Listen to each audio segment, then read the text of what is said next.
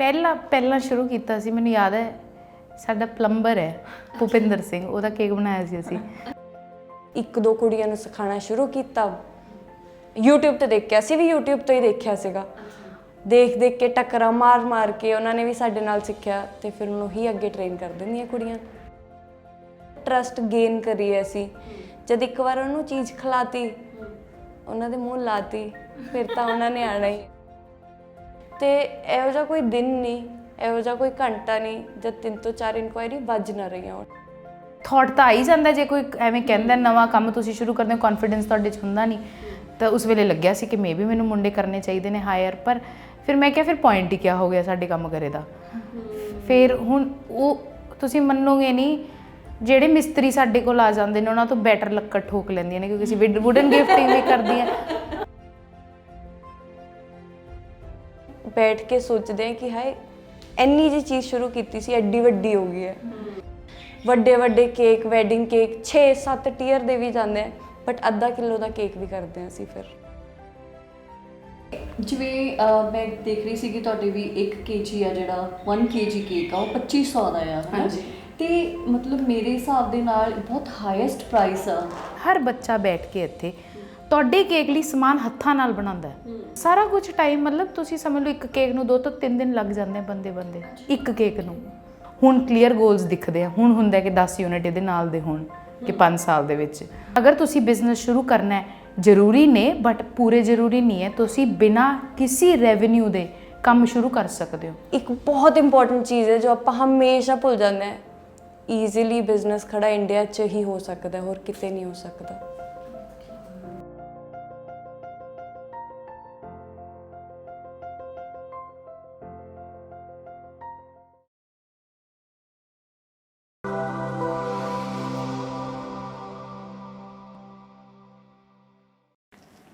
ਵੀ social ਵੇਖ ਰਹੇ ਤੁਸੀਂ, ਮੈਂ ਗੁਰਦੀਪ ਗਰੇਵਾਲ। ਪ੍ਰੋਗਰਾਮ ਗੱਲ ਤੇ ਗੱਲ ਦੇ ਨਵੇਂ ਐਪੀਸੋਡ ਦੇ ਵਿੱਚ ਤੁਹਾਡਾ ਬਹੁਤ ਸਵਾਗਤ। ਹਮੇਸ਼ਾ ਦੀ ਤਰ੍ਹਾਂ ਮੇਰੇ ਨਾਲ ਭੈਣ ਰੁਪਿੰਦਰ ਸੰਧੂ ਨੇ। ਸਤਿ ਸ਼੍ਰੀ ਅਕਾਲ ਭੈਣੇ। ਸਤਿ ਸ਼੍ਰੀ ਅਕਾਲ ਗੁਰਦੀਪ, ਕੀ ਹਾਲ ਚਾਲ ਹੈ? ਬਹੁਤ ਵਧੀਆ, ਠੀਕ ਠਾਕ ਆ। ਤੇ ਤੁਸੀਂ ਕਿਵੇਂ ਫੀਲ ਕਰ ਰਹੇ ਹੋ ਇੱਥੇ ਬੈਠ ਕੇ, ਕਿਵੇਂ ਦਾ ਮਹਿਸੂਸ ਹੋ ਰਿਹਾ?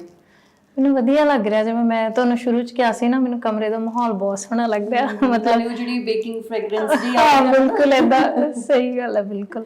ਅੱਜ ਅਸੀਂ ਨਾਭੇ ਪਹੁੰਚੇ ਹਾਂ ਤੇ ਇੱਥੇ 2 ਸਹੇਲੀਆਂ ਕੇਕ ਨਾਂ ਤੋਂ ਬੇਕਰੀ ਚਲਾ ਰਹੀਆਂ ਨੇ, ਜਿਹਨੂੰ ਉਹ ਕਲਾਊਡ ਬੇਕਰੀ ਕਹਿੰਦੇ ਨੇ। ਕਲਾਊਡ ਬੇਕਰੀ ਕੀ ਹੁੰਦੀ ਆ, ਤਾਂ ਉਹ ਬਹੁਤ ਸਾਰੀਆਂ ਚੀਜ਼ਾਂ ਅਸੀਂ ਡਿਟੇਲ 'ਚ ਉਹਨਾਂ ਤੋਂ ਜਾਣਾਂਗੇ।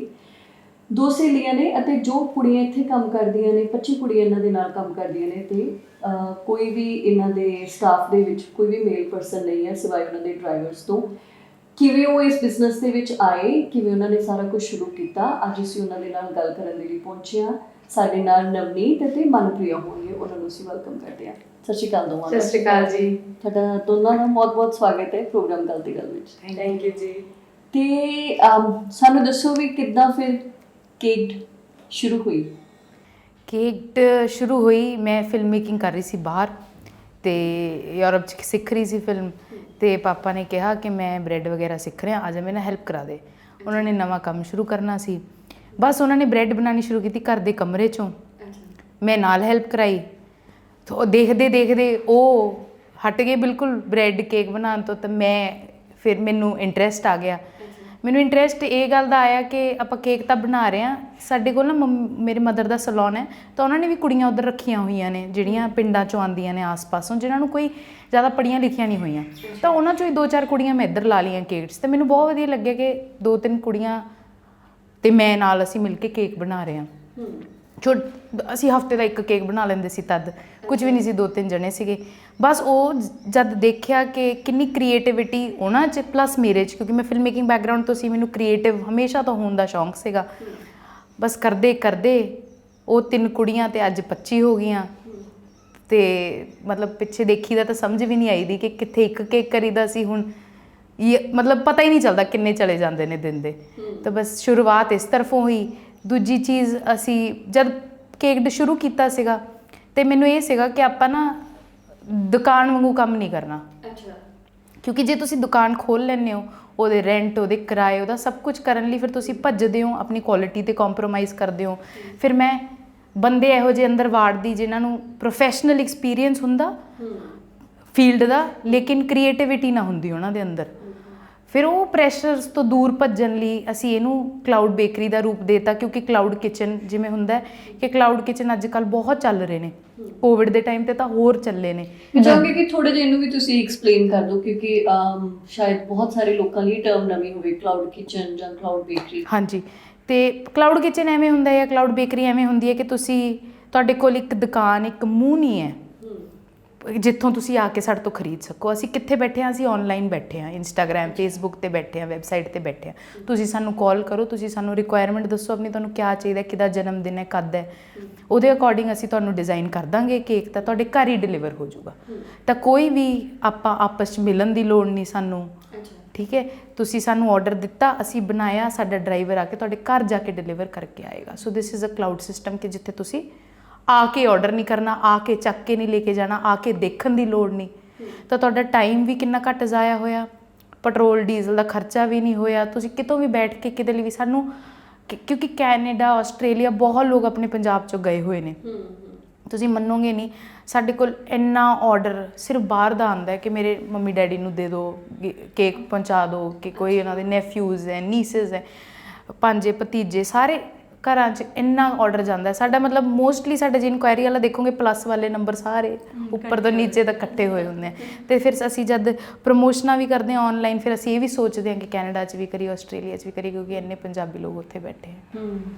ਤੁਹਾਡਾ ਦਿਲ ਕਰਦਾ ਵੀ ਇਹਨਾਂ ਦੀ ਉਮਰਾਂ ਪੁੱਛੀਏ ਆਪਾਂ? ਮੇਰਾ ਸੱਚੀ ਮੇਰੀ ਇਹੀ ਗੱਲ ਕਹਿਣ ਨੂੰ, ਮੈਂ ਪੁੱਛਣ ਨੂੰ ਤੁਹਾਨੂੰ ਪੁੱਛ ਰਹੀ ਸੀ ਕਿ ਤੁਹਾਡੀ ਦੋਵਾਂ ਦੀ ਉਮਰ ਕੀ ਹੈ? ਮਤਲਬ ਬਹੁਤ, ਮੈਨੂੰ ਜਦੋਂ ਅਸੀਂ ਤੁਹਾਨੂੰ ਦੋਵਾਂ ਨੂੰ ਵੇਖਿਆ ਨਾ, ਸਾਨੂੰ ਲੱਗਦਾ ਸੀ ਹਾਂ ਛੋਟੀ ਜਿਹੀ ਏਜ 'ਚ ਮਤਲਬ ਤੁਸੀਂ ਹੈ ਨਾ, ਉਹ ਵੀ ਇੱਕ ਬਿਜ਼ਨਸ ਹੈ ਜਿਹੜਾ ਕਿਸੇ ਦੇ ਨਾਲ ਕਰਨਾ ਹੈ ਨਾ, ਇੱਕ ਮਤਲਬ ਇਸ ਏਜ 'ਚ ਹੁੰਦਾ ਵੀ ਕਿਸੇ ਤੇ ਭਰੋਸਾ ਕਰੀਏ ਜਾਣਾ। ਵੈਸੇ ਤਾਂ ਤੁਸੀਂ ਦੋਨੋਂ ਫਰੈਂਡਸ ਹੋ ਨਾ, ਫਿਰ ਵੀ ਜਿੱਥੇ ਬਿਜ਼ਨਸ ਦੀ ਗੱਲ ਹੁੰਦੀ ਹੈ ਤਾਂ ਉੱਥੇ ਬਹੁਤ ਡਰ ਲੱਗਦਾ ਹੁੰਦਾ। ਪਹਿਲਾਂ ਤੁਸੀਂ ਏਜ ਦੱਸੋ ਆਪਣੀ।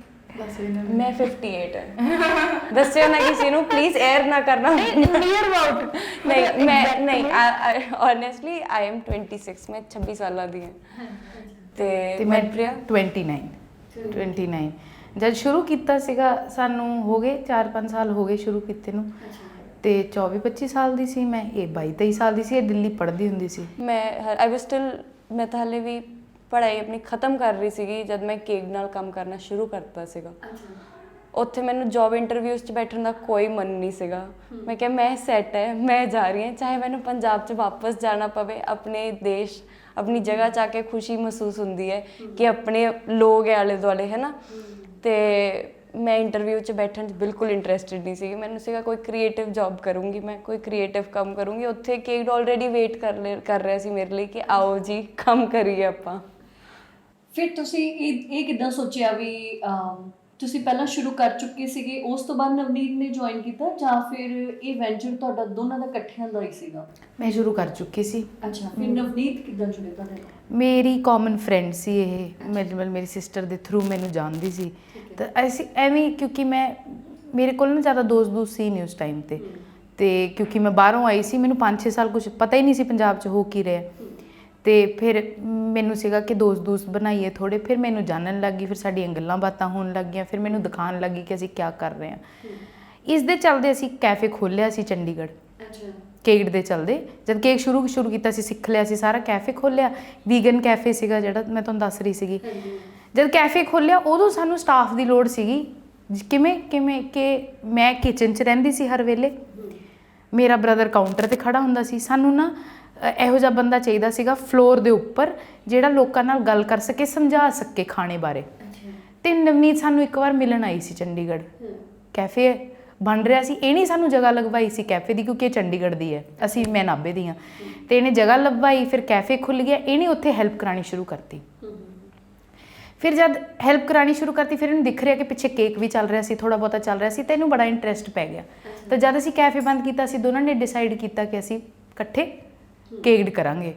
ਫਿਰ ਤਦ ਤੋਂ ਬਸ, ਫਿਰ ਉਸ ਤੋਂ ਬਾਅਦ ਸਾਰੇ ਮੇਰੇ ਘਰ ਦੇ ਆਪਣਾ ਕਰਨ ਲੱਗ ਗਏ, ਅਸੀਂ ਦੋਨੋਂ ਕੇਕ 'ਚ ਆ ਗਏ। ਤੇ ਦੋਨਾਂ ਦੀ ਐਕੈਡੈਮਿਕ ਬੈਕਗ੍ਰਾਉਂਡ ਕੀ ਆ? ਤੁਸੀਂ ਆਈ ਗੈਸ ਪ੍ਰਾਗ ਜਾ ਕੇ ਪੜ੍ਹ ਕੇ ਆਏ ਹੋ ਨਾ? ਉੱਥੇ ਤੁਸੀਂ ਕੀ ਪੜ੍ਹਿਆ? ਉੱਥੇ ਤੁਸੀਂ ਫਿਲਮ ਪ੍ਰੋਡਕਸ਼ਨ ਦਾ ਪੜ੍ਹਿਆ, ਜਾਂ ਫਿਰ ਤੁਸੀਂ ਬੇਕਰੀ ਦੀ ਤੁਹਾਡੀ ਕੋਈ ਸਟੱਡੀ ਸੀ? ਜਾਂ ਨਵਨੀਤ ਤੁਹਾਡੀ ਐਕੈਡੈਮਿਕ? ਮੇਰੀ ਬਿਲਕੁਲ ਵੀ ਨਹੀਂ, ਨਾਟ ਐਟ ਆਲ, ਬਿਲਕੁਲ ਵੀ ਨਹੀਂ ਨੇੜੇ ਤੇੜੇ ਬੇਕਰੀ ਦੇ। ਮੈਂ IT 'ਚ ਜੌਬ ਕਰਨੀ ਸੀਗੀ, ਬਟ ਮੈਂ ਦਿੱਲੀ ਤੋਂ MCA ਕੀਤੀ ਸੀਗੀ, ਕੰਪਿਊਟਰ ਐਪਲੀਕੇਸ਼ਨਸ ਕੀਤੀ ਹੈ ਮੈਂ। ਬਟ ਮੈਂ ਹੁਣ ਕੇਕ ਵੇਚ ਰਹੀ ਹਾਂ, ਜਿੱਦਾਂ ਤੁਸੀਂ ਦੇਖ ਲਿਆ। ਮਨਪ੍ਰੀਤ, ਜਿੱਦਾਂ ਜਦੋਂ ਆਪਾਂ ਵੈਸੇ ਬਿਜ਼ਨਸ ਲਈ ਸੋਚਦੇ ਹਾਂ ਨਾ, ਜਿਵੇਂ ਤੁਸੀਂ ਕਿਹਾ ਕਿ ਅਸੀਂ ਕਿਸੇ ਦੇ ਕੰਟੈਕਟ ਨਹੀਂ ਆਉਂਦੇ ਹਨਾ, ਵੈਬਸਾਈਟਸ ਦੇ ਥਰੂ ਜਾਂ ਫੇਸਬੁੱਕ ਦੇ ਥਰੂ ਲੋਕ ਤੁਹਾਨੂੰ ਇੰਸਟਾ ਤੇ ਆਰਡਰ ਕਰਦੇ ਆ ਹਨਾ। ਮੋਸਟਲੀ ਸਾਡੀ ਥਿੰਕਿੰਗ ਇਹ ਹੁੰਦੀ ਹੈ ਵੀ ਇੱਕ ਸ਼ਾਪ ਖੋਲੀਏ, ਕਿਉਂਕਿ ਉੱਥੇ ਤੁਹਾਨੂੰ ਉਹ ਲੋਕ ਵੀ ਕੰਟੈਕਟ ਕਰਦੇ ਆ ਜਿਨ੍ਹਾਂ ਨੂੰ, ਬਹੁਤ ਸਾਰੇ ਲੋਕ ਨੇ ਜਿਨ੍ਹਾਂ ਨੂੰ ਆਨਲਾਈਨ ਆਰਡਰਸ ਦਾ ਹਾਲੇ ਤੱਕ ਵੀ ਨਹੀਂ ਪਤਾ ਕਿ ਅਸੀਂ ਇਦਾਂ ਵੀ ਚੀਜ਼ ਆ ਜਿਹੜੀ ਉਹ ਮੰਗਵਾ ਸਕਦੇ ਹਾਂ ਨਾ। ਤਾਂ ਉਹ ਚੀਜ਼ ਤੁਹਾਨੂੰ ਕਿਉਂ ਨਹੀਂ ਬੈਟਰ ਲੱਗੀ ਇਸ ਚੀਜ਼ ਨਾਲੋਂ?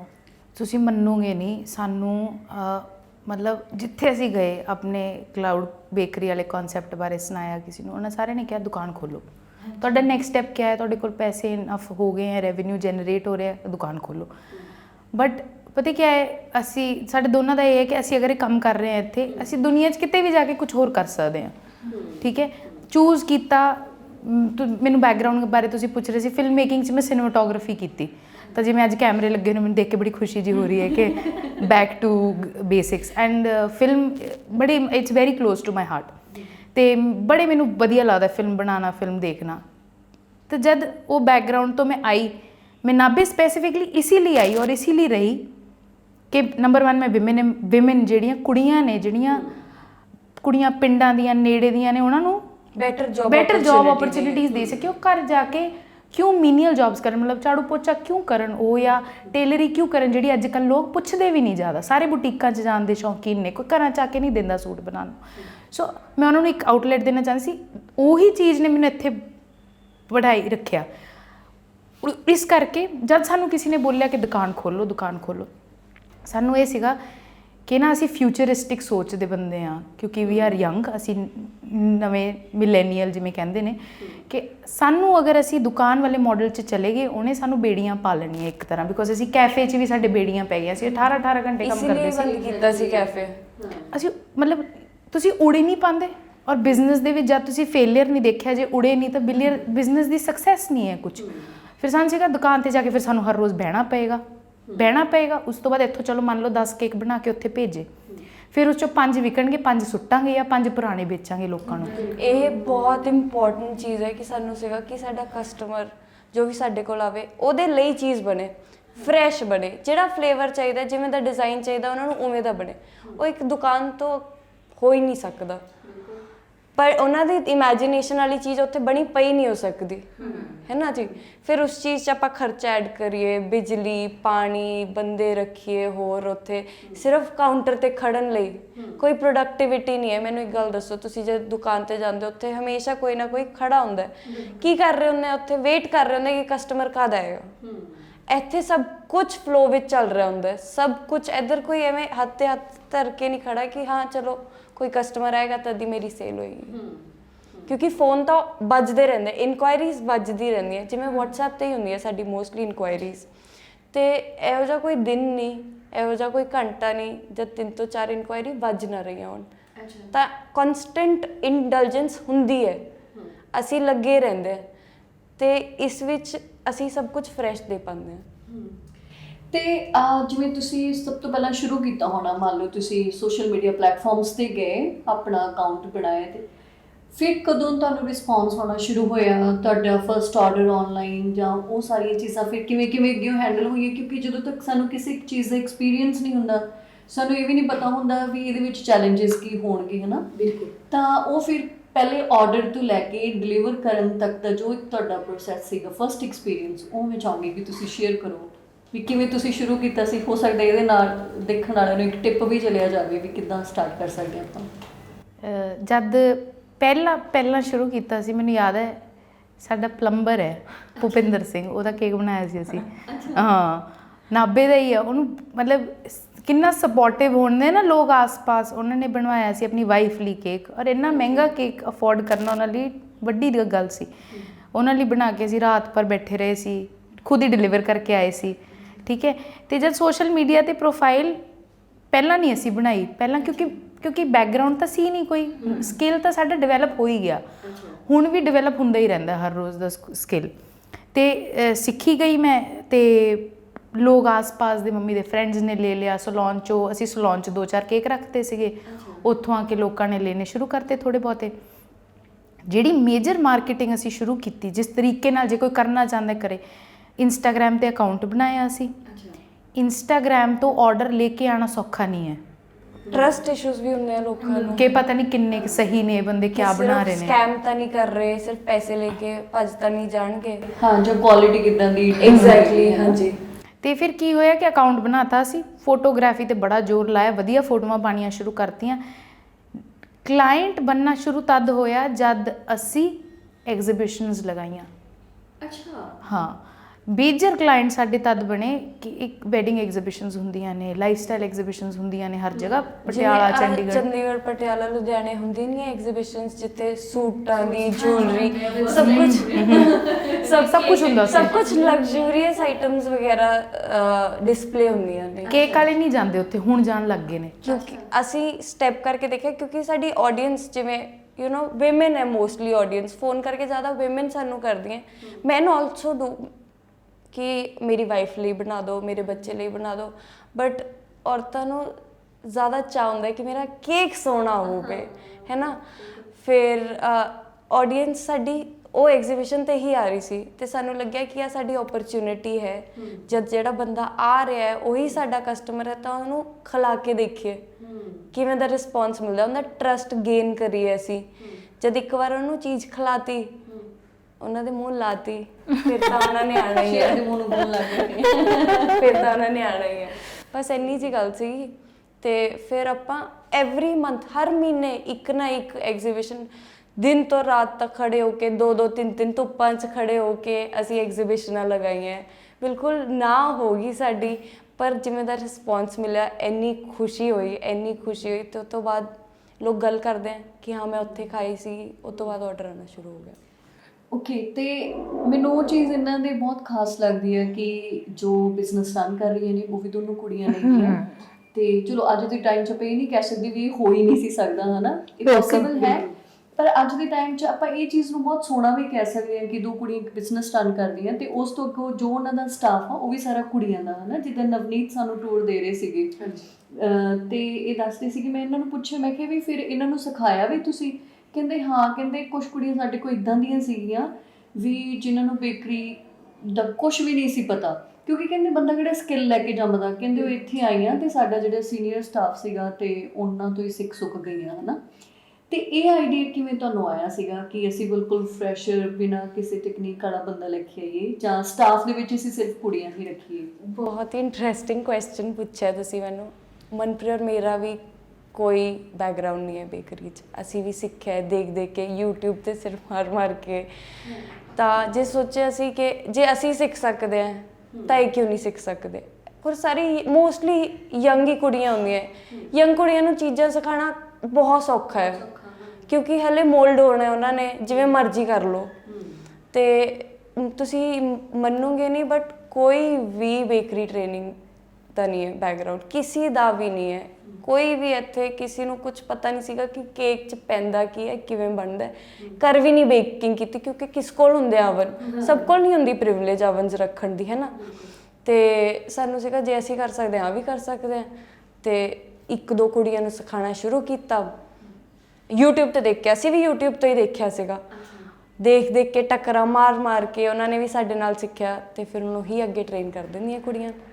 ਕਿਤੇ ਮਾਈਨਰ ਜਿਹਾ ਥਾਟ ਨਹੀਂ ਆਇਆ ਵੀ ਜਿੱਦਾਂ ਆਪਾਂ ਸੋਚਦੇ ਨੇ ਵੀ ਜਿਹੜੇ ਬੰਦੇ ਹੁੰਦੇ ਆ ਉਹ ਜ਼ਿਆਦਾ ਸਪੀਡ ਨਾਲ ਕੰਮ ਕਰਦੇ ਆ ਜਾਂ ਉਹਨਾਂ 'ਚ ਹੈ ਨਾ ਵੀ ਮਤਲਬ ਜ਼ਿਆਦਾ ਸਟਰੋਂਗਲੀ ਹਰ ਇੱਕ ਚੀਜ਼ ਨੂੰ ਹੈਂਡਲ ਕਰ ਲੈਂਦੇ ਆ। ਮਤਲਬ ਕੁੜੀਆਂ ਹੁੰਦੀਆਂ ਬਹੁਤ ਕ੍ਰੀਏਟਿਵ ਨੇ, ਪਰ ਇਹ ਚੀਜ਼ ਨਹੀਂ ਲੱਗੀ ਕਿ ਟਾਈਮ ਜ਼ਿਆਦਾ ਕੰਜ਼ਿਊਮ ਹੋਊਗਾ, ਜਾਂ ਫਿਰ ਇਹ ਨਹੀਂ ਲੱਗਿਆ ਕਿ ਉਹਨਾਂ ਨੂੰ ਜਿੱਦਾਂ ਆਪਾਂ ਕਿਸੇ ਵੀ ਮਤਲਬ ਐਟਮੋਸਫੇਅਰ ਲਈ ਜਾਂ ਕਿਸੇ ਵੀ ਹਾਰਡ ਟਾਈਮ ਲਈ ਉਹ ਥੋੜਾ ਸਟਰੋਂਗਲੀ ਹੈਂਡਲ ਕਰ ਲੈਂਦੇ ਨੇ। ਇਹੋ ਜਿਹਾ ਕੋਈ ਇਸ਼ੂ ਨਹੀਂ।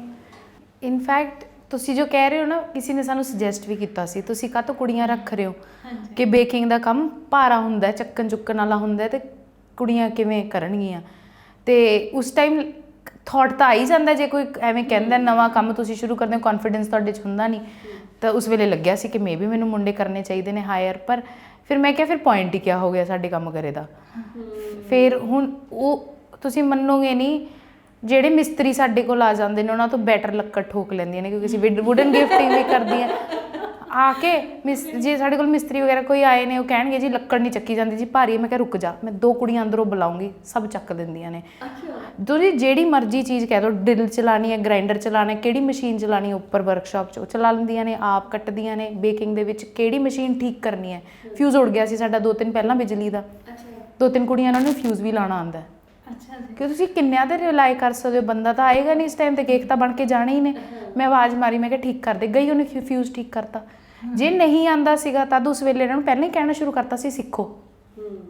ਤੇ ਉਹ ਕੁੜੀ ਨੂੰ ਦਿਖਿਆ ਕਿ ਇਹਦਾ ਫਿਊਜ਼ ਵਗੈਰਾ ਦਾ ਇਸ਼ੂ ਆਉਂਦਾ ਹੈ, ਉਹਦਾ ਬ੍ਰਦਰ ਇਲੈਕਟ੍ਰੀਸ਼ੀਅਨ ਹੈ, ਉਹਨੇ ਉਹ ਤੋਂ ਪੁੱਛਿਆ ਕਿ ਕਿਵੇਂ ਫਿਕਸ ਕਰਨਾ ਹੈ, ਤੇ ਆ ਕੇ ਆਪਣਾ ਫਿਕਸ ਕਰਨ ਲੱਗ ਗਈ।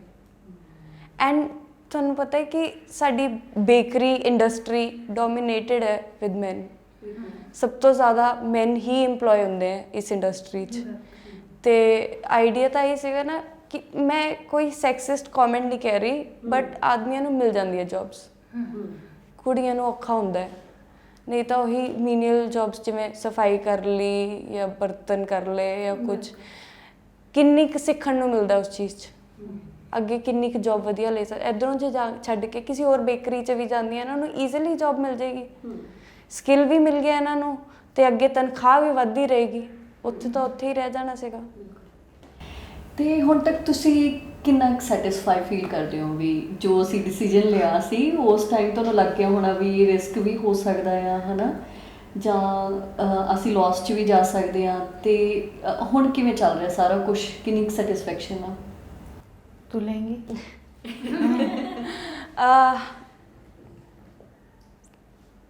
ਸਭ ਤੋਂ ਜ਼ਿਆਦਾ ਸੈਟੀਸਫਾਈਂਗ ਹੈ ਇਹ ਪੂਰੀ ਯੂਨਿਟ ਸਾਡੇ ਲਈ। ਰਾਤ ਨੂੰ ਸੌਣ ਨੂੰ ਸੈਟੀਸਫੈਕਸ਼ਨ ਮਹਿਸੂਸ ਹੁੰਦੀ ਹੈ ਕਿ ਹਾਏ ਹਾਂ, ਕੁਝ ਡੈਂਟ ਪਾ ਰਹੇ ਹਾਂ ਅਸੀਂ ਵਰਲਡ ਵਿੱਚ, ਕੁਝ ਇਫੈਕਟ ਪੈ ਰਿਹਾ ਹੈ, ਕਿਸੇ ਤਰ੍ਹਾਂ ਦਾ ਚੇਂਜ ਕਰ ਪਾ ਰਹੇ ਹਾਂ।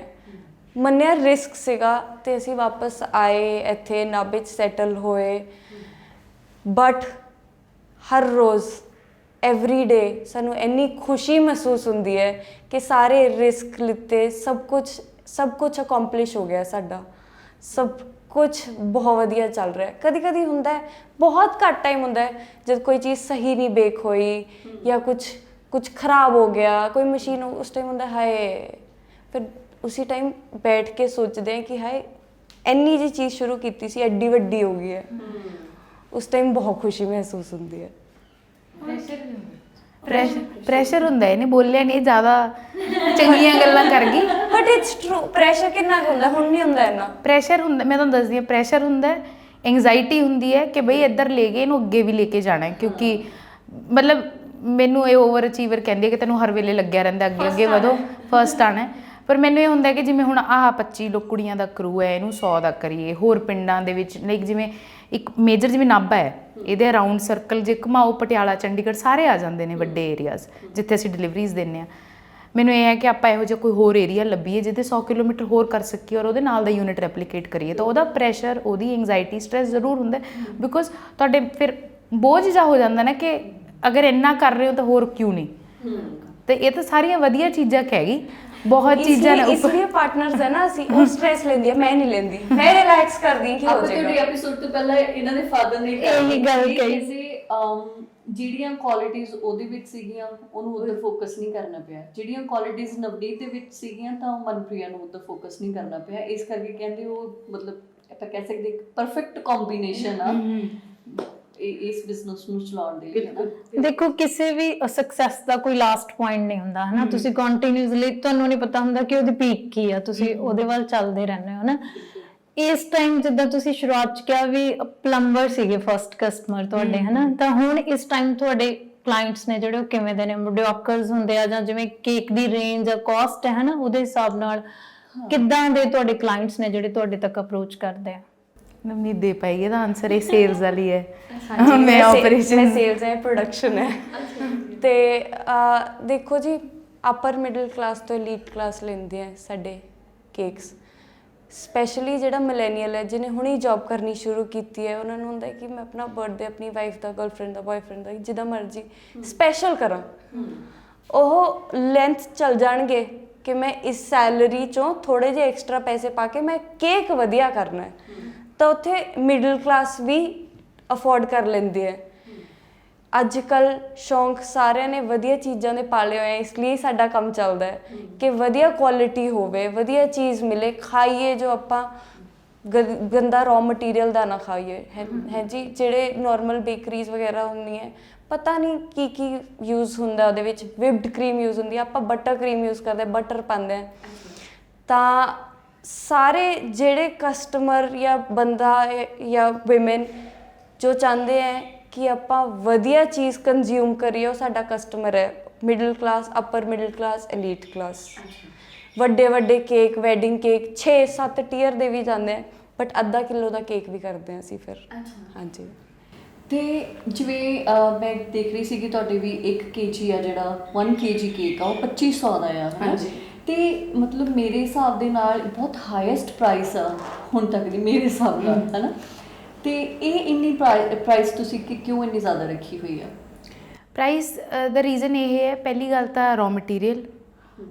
ਜਿੱਥੇ ਤੁਸੀਂ ਨਾਰਮਲ ਬੇਕਰੀ ਤੇ ਜਾਓਗੇ ਉਹਨਾਂ ਨੇ ਕੋਈ ਵੀ ਪ੍ਰੀਮਿਕਸ ਚੱਕਣਾ ਹੈ, 2 ਪਾਣੀ ਔਰ ਉਹ ਘੋਲ ਕੇ ਉਹਨੂੰ ਬਣਾ ਦੇਣਾ ਹੈ। ਸਾਡਾ ਬੇਸ ਤੋਂ ਬਣਨੀ ਹੈ, ਪ੍ਰੋਪਰ ਕੁਆਲਿਟੀ ਦਾ ਦੁੱਧ, ਦਹੀਂ, ਸਾਰੇ ਐਗਲੈਸ ਕੇਕਸ ਆ ਸਾਡੇ, ਤੇ ਇਸ ਲਈ ਦੁੱਧ ਔਰ ਦਹੀਂ ਯੂਜ਼ ਕਰਦੇ ਹਾਂ ਅਸੀਂ। ਫਿਰ ਉਹ ਵਧੀਆ ਤੋਂ ਵਧੀਆ ਕੁਆਲਿਟੀ ਦੀ ਆਉਂਦੀ ਹੈ, ਮੈਦਾ ਵੀ ਵਧੀਆ ਕੁਆਲਿਟੀ ਦਾ ਆਉਂਦਾ। ਅਸੀਂ ਰਿਫਾਈਨਡ ਚੀਜ਼ਾਂ 'ਚ ਬਿਲੀਵ ਨਹੀਂ ਕਰਦੇ।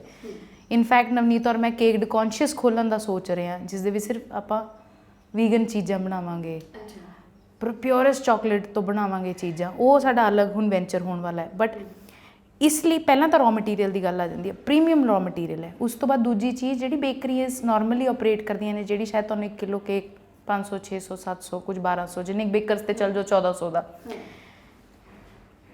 ਇਹ ਕਿਉਂ ਦੇ ਪਾਉਂਦੇ ਨੇ? ਬਿਕੋਜ਼ ਇਹਨਾਂ ਨੇ ਇੱਕੋ ਹੀ ਡਿਜ਼ਾਈਨ ਦੇਣਾ, ਇਹਨਾਂ ਨੇ 10 ਕੇਕ ਇੱਕ ਤਰ੍ਹਾਂ ਦੇ ਬਣਾ ਲਏ, ਉਹਨਾਂ ਨੇ ਰੱਖਤੇ, ਉਹ ਵੋਲਿਊਮ 'ਚ ਕੰਮ ਕਰ ਰਹੇ ਨੇ। ਉਹਨਾਂ ਨੇ ਤੁਹਾਡੇ ਲਈ ਨਹੀਂ ਕੇਕ ਬਣਾਇਆ।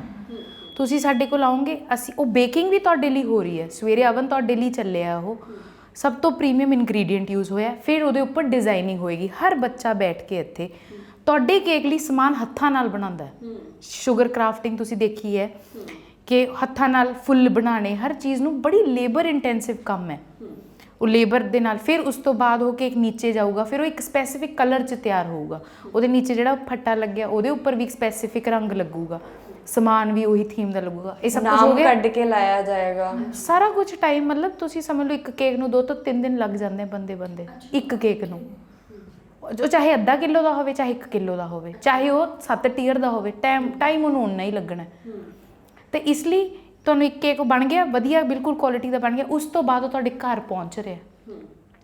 ਉਹਦੇ ਵਿੱਚ ਅਸੀਂ ਡਿਲੀਵਰੀ ਚਾਰਜ ਐਕਸਟਰਾ ਨਹੀਂ ਲੈਂਦੇ ਕੇਕਾਂ ਤੇ, ਇਹ ਇਨਕਲੂਡਿੰਗ ਹੈ ਸਾਰਾ ਕੁਝ। ਬਟ ਇਹ ਜਿਵੇਂ 1 kg ਦਾ ਕੇਕ ਤੁਹਾਨੂੰ ਐਕਸਪੈਂਸਿਵ ਲੱਗ ਰਿਹਾ ਕਿ 2500 ਦਾ, ਮੈਂ ਵੀ ਮੰਨਦੀ ਹਾਂ ਹੈ ਐਕਸਪੈਂਸਿਵ, ਬਟ ਇਹਦੇ ਵਿੱਚ ਤੁਹਾਨੂੰ ਡਿਲੀਵਰੀ ਮਿਲ ਰਹੀ ਹੈ, ਇਸ ਲਈ ਵੀ ਐਕਸਪੈਂਸਿਵ। ਤੇ ਛੋਟੀ ਚੀਜ਼ ਹੈ, ਡਿਲੀਵਰ ਕਰ ਰਹੇ ਹਾਂ ਅਸੀਂ, ਸਾਡਾ ਡੀਜ਼ਲ ਪੈਟਰੋਲ ਉਨਾ ਹੀ ਲੱਗੇਗਾ। ਬਟ ਜੇ ਤੁਸੀਂ 2 ਕਿਲੋ ਤੋਂ ਉੱਪਰ ਵਾਲੇ ਕੇਕ ਲੈਂਦੇ ਹੋ, 1800 ਰੁਪਏ ਕਿਲੋ ਹੋ ਜਾਂਦਾ ਪ੍ਰਾਈਸ। 1 kg ਕੇਕ ਦਾ ਪ੍ਰਾਈਸ ਐਕਸਪੈਂਸਿਵ ਹੈ, ਕਿਉਂਕਿ ਛੋਟੇ ਕੇਕ ਤੇ ਕੰਮ ਕਰਨਾ ਵੀ ਔਖਾ ਹੁੰਦਾ ਹੈ। ਬਟ 2 ਕਿਲੋ ਦੇ ਉੱਪਰ ਵਾਲੇ ਕੇਕ 1800 ਰੁਪਏ ਕਿਲੋ ਹੋ ਜਾਂਦੇ। ਗੁਰਦੀਪ, ਜਿਹੜਾ ਕੋਰੀਅਰ ਸਿਸਟਮ ਹੁੰਦਾ, ਜਿਵੇਂ ਆਪਾਂ ਹੈ ਨਾ ਮੋਸਟਲੀ ਦੇਖਦੇ ਹਾਂ, ਸੇਮ ਹੁੰਦਾ ਕਿ ਜਿੰਨੀ ਕੁਆਂਟੀਟੀ ਤੁਸੀਂ ਚੀਜ਼ ਉਹਨਾਂ ਨੂੰ ਕਰ ਰਹੇ ਹੋ ਨਾ ਆਰਡਰ, ਤਾਂ ਮੈਨੂੰ ਇਹ ਸੀਗਾ ਵੀ ਹੋ ਸਕਦਾ ਇਸ ਐਪੀਸੋਡ ਨੂੰ ਦੇਖਣ ਤੋਂ ਬਾਅਦ ਕੁਝ ਲੋਕ ਤੁਹਾਡਾ ਪ੍ਰੋਫਾਈਲ ਵਿਜ਼ਿਟ ਕਰਨ ਤੇ ਉਹ ਕੁਐਸਚਨ ਚੱਕਣ ਵੀ, ਹੈ ਨਾ, ਵੀ 2500 ਰੁਪਏ ਕਿਲੋ ਕੇਕ ਕਿਉਂ ਆ। ਤੇ ਮੈਨੂੰ ਸੀਗਾ ਵੀ ਉਹਦਾ ਜਵਾਬ ਪਹਿਲਾਂ ਹੀ ਇਸ ਐਪੀਸੋਡ ਦੇ ਵਿੱਚ ਚਲੇ ਜਾਵੇ ਵੀ ਰੀਜ਼ਨ ਕੀ ਆ, ਹੈ ਨਾ, ਉਸ ਪ੍ਰਾਈਸ ਦਾ। ਤੇ ਆਪਾਂ ਤਾਂ ਟੂਰ ਕਰ ਲਿਆ, ਹੈ ਨਾ, ਤੇ ਮੈਂ ਚਾਹੂੰਗੀ ਕਿ ਇੱਕ ਵਾਰੀ ਫਿਰ ਤੁਸੀਂ ਸਾਡੀ ਆਡੀਅנס ਦੇ ਲਈ ਦੱਸੋ ਕਿ ਤੁਸੀਂ ਕਿੰਨੇ ਫਲੋਰ ਤੇ ਬੇਕਰੀ ਕਰ ਰਹੇ ਹੋ ਤੇ ਕਿੱਥੇ ਕਿੱਥੇ ਕਿਹੜਾ ਸੈਕਸ਼ਨ ਬਣਿਆ ਹੋਇਆ ਹੈ, ਕਿਵੇਂ ਕੰਮ ਸਾਰਾ ਹੁੰਦਾ ਹੈ।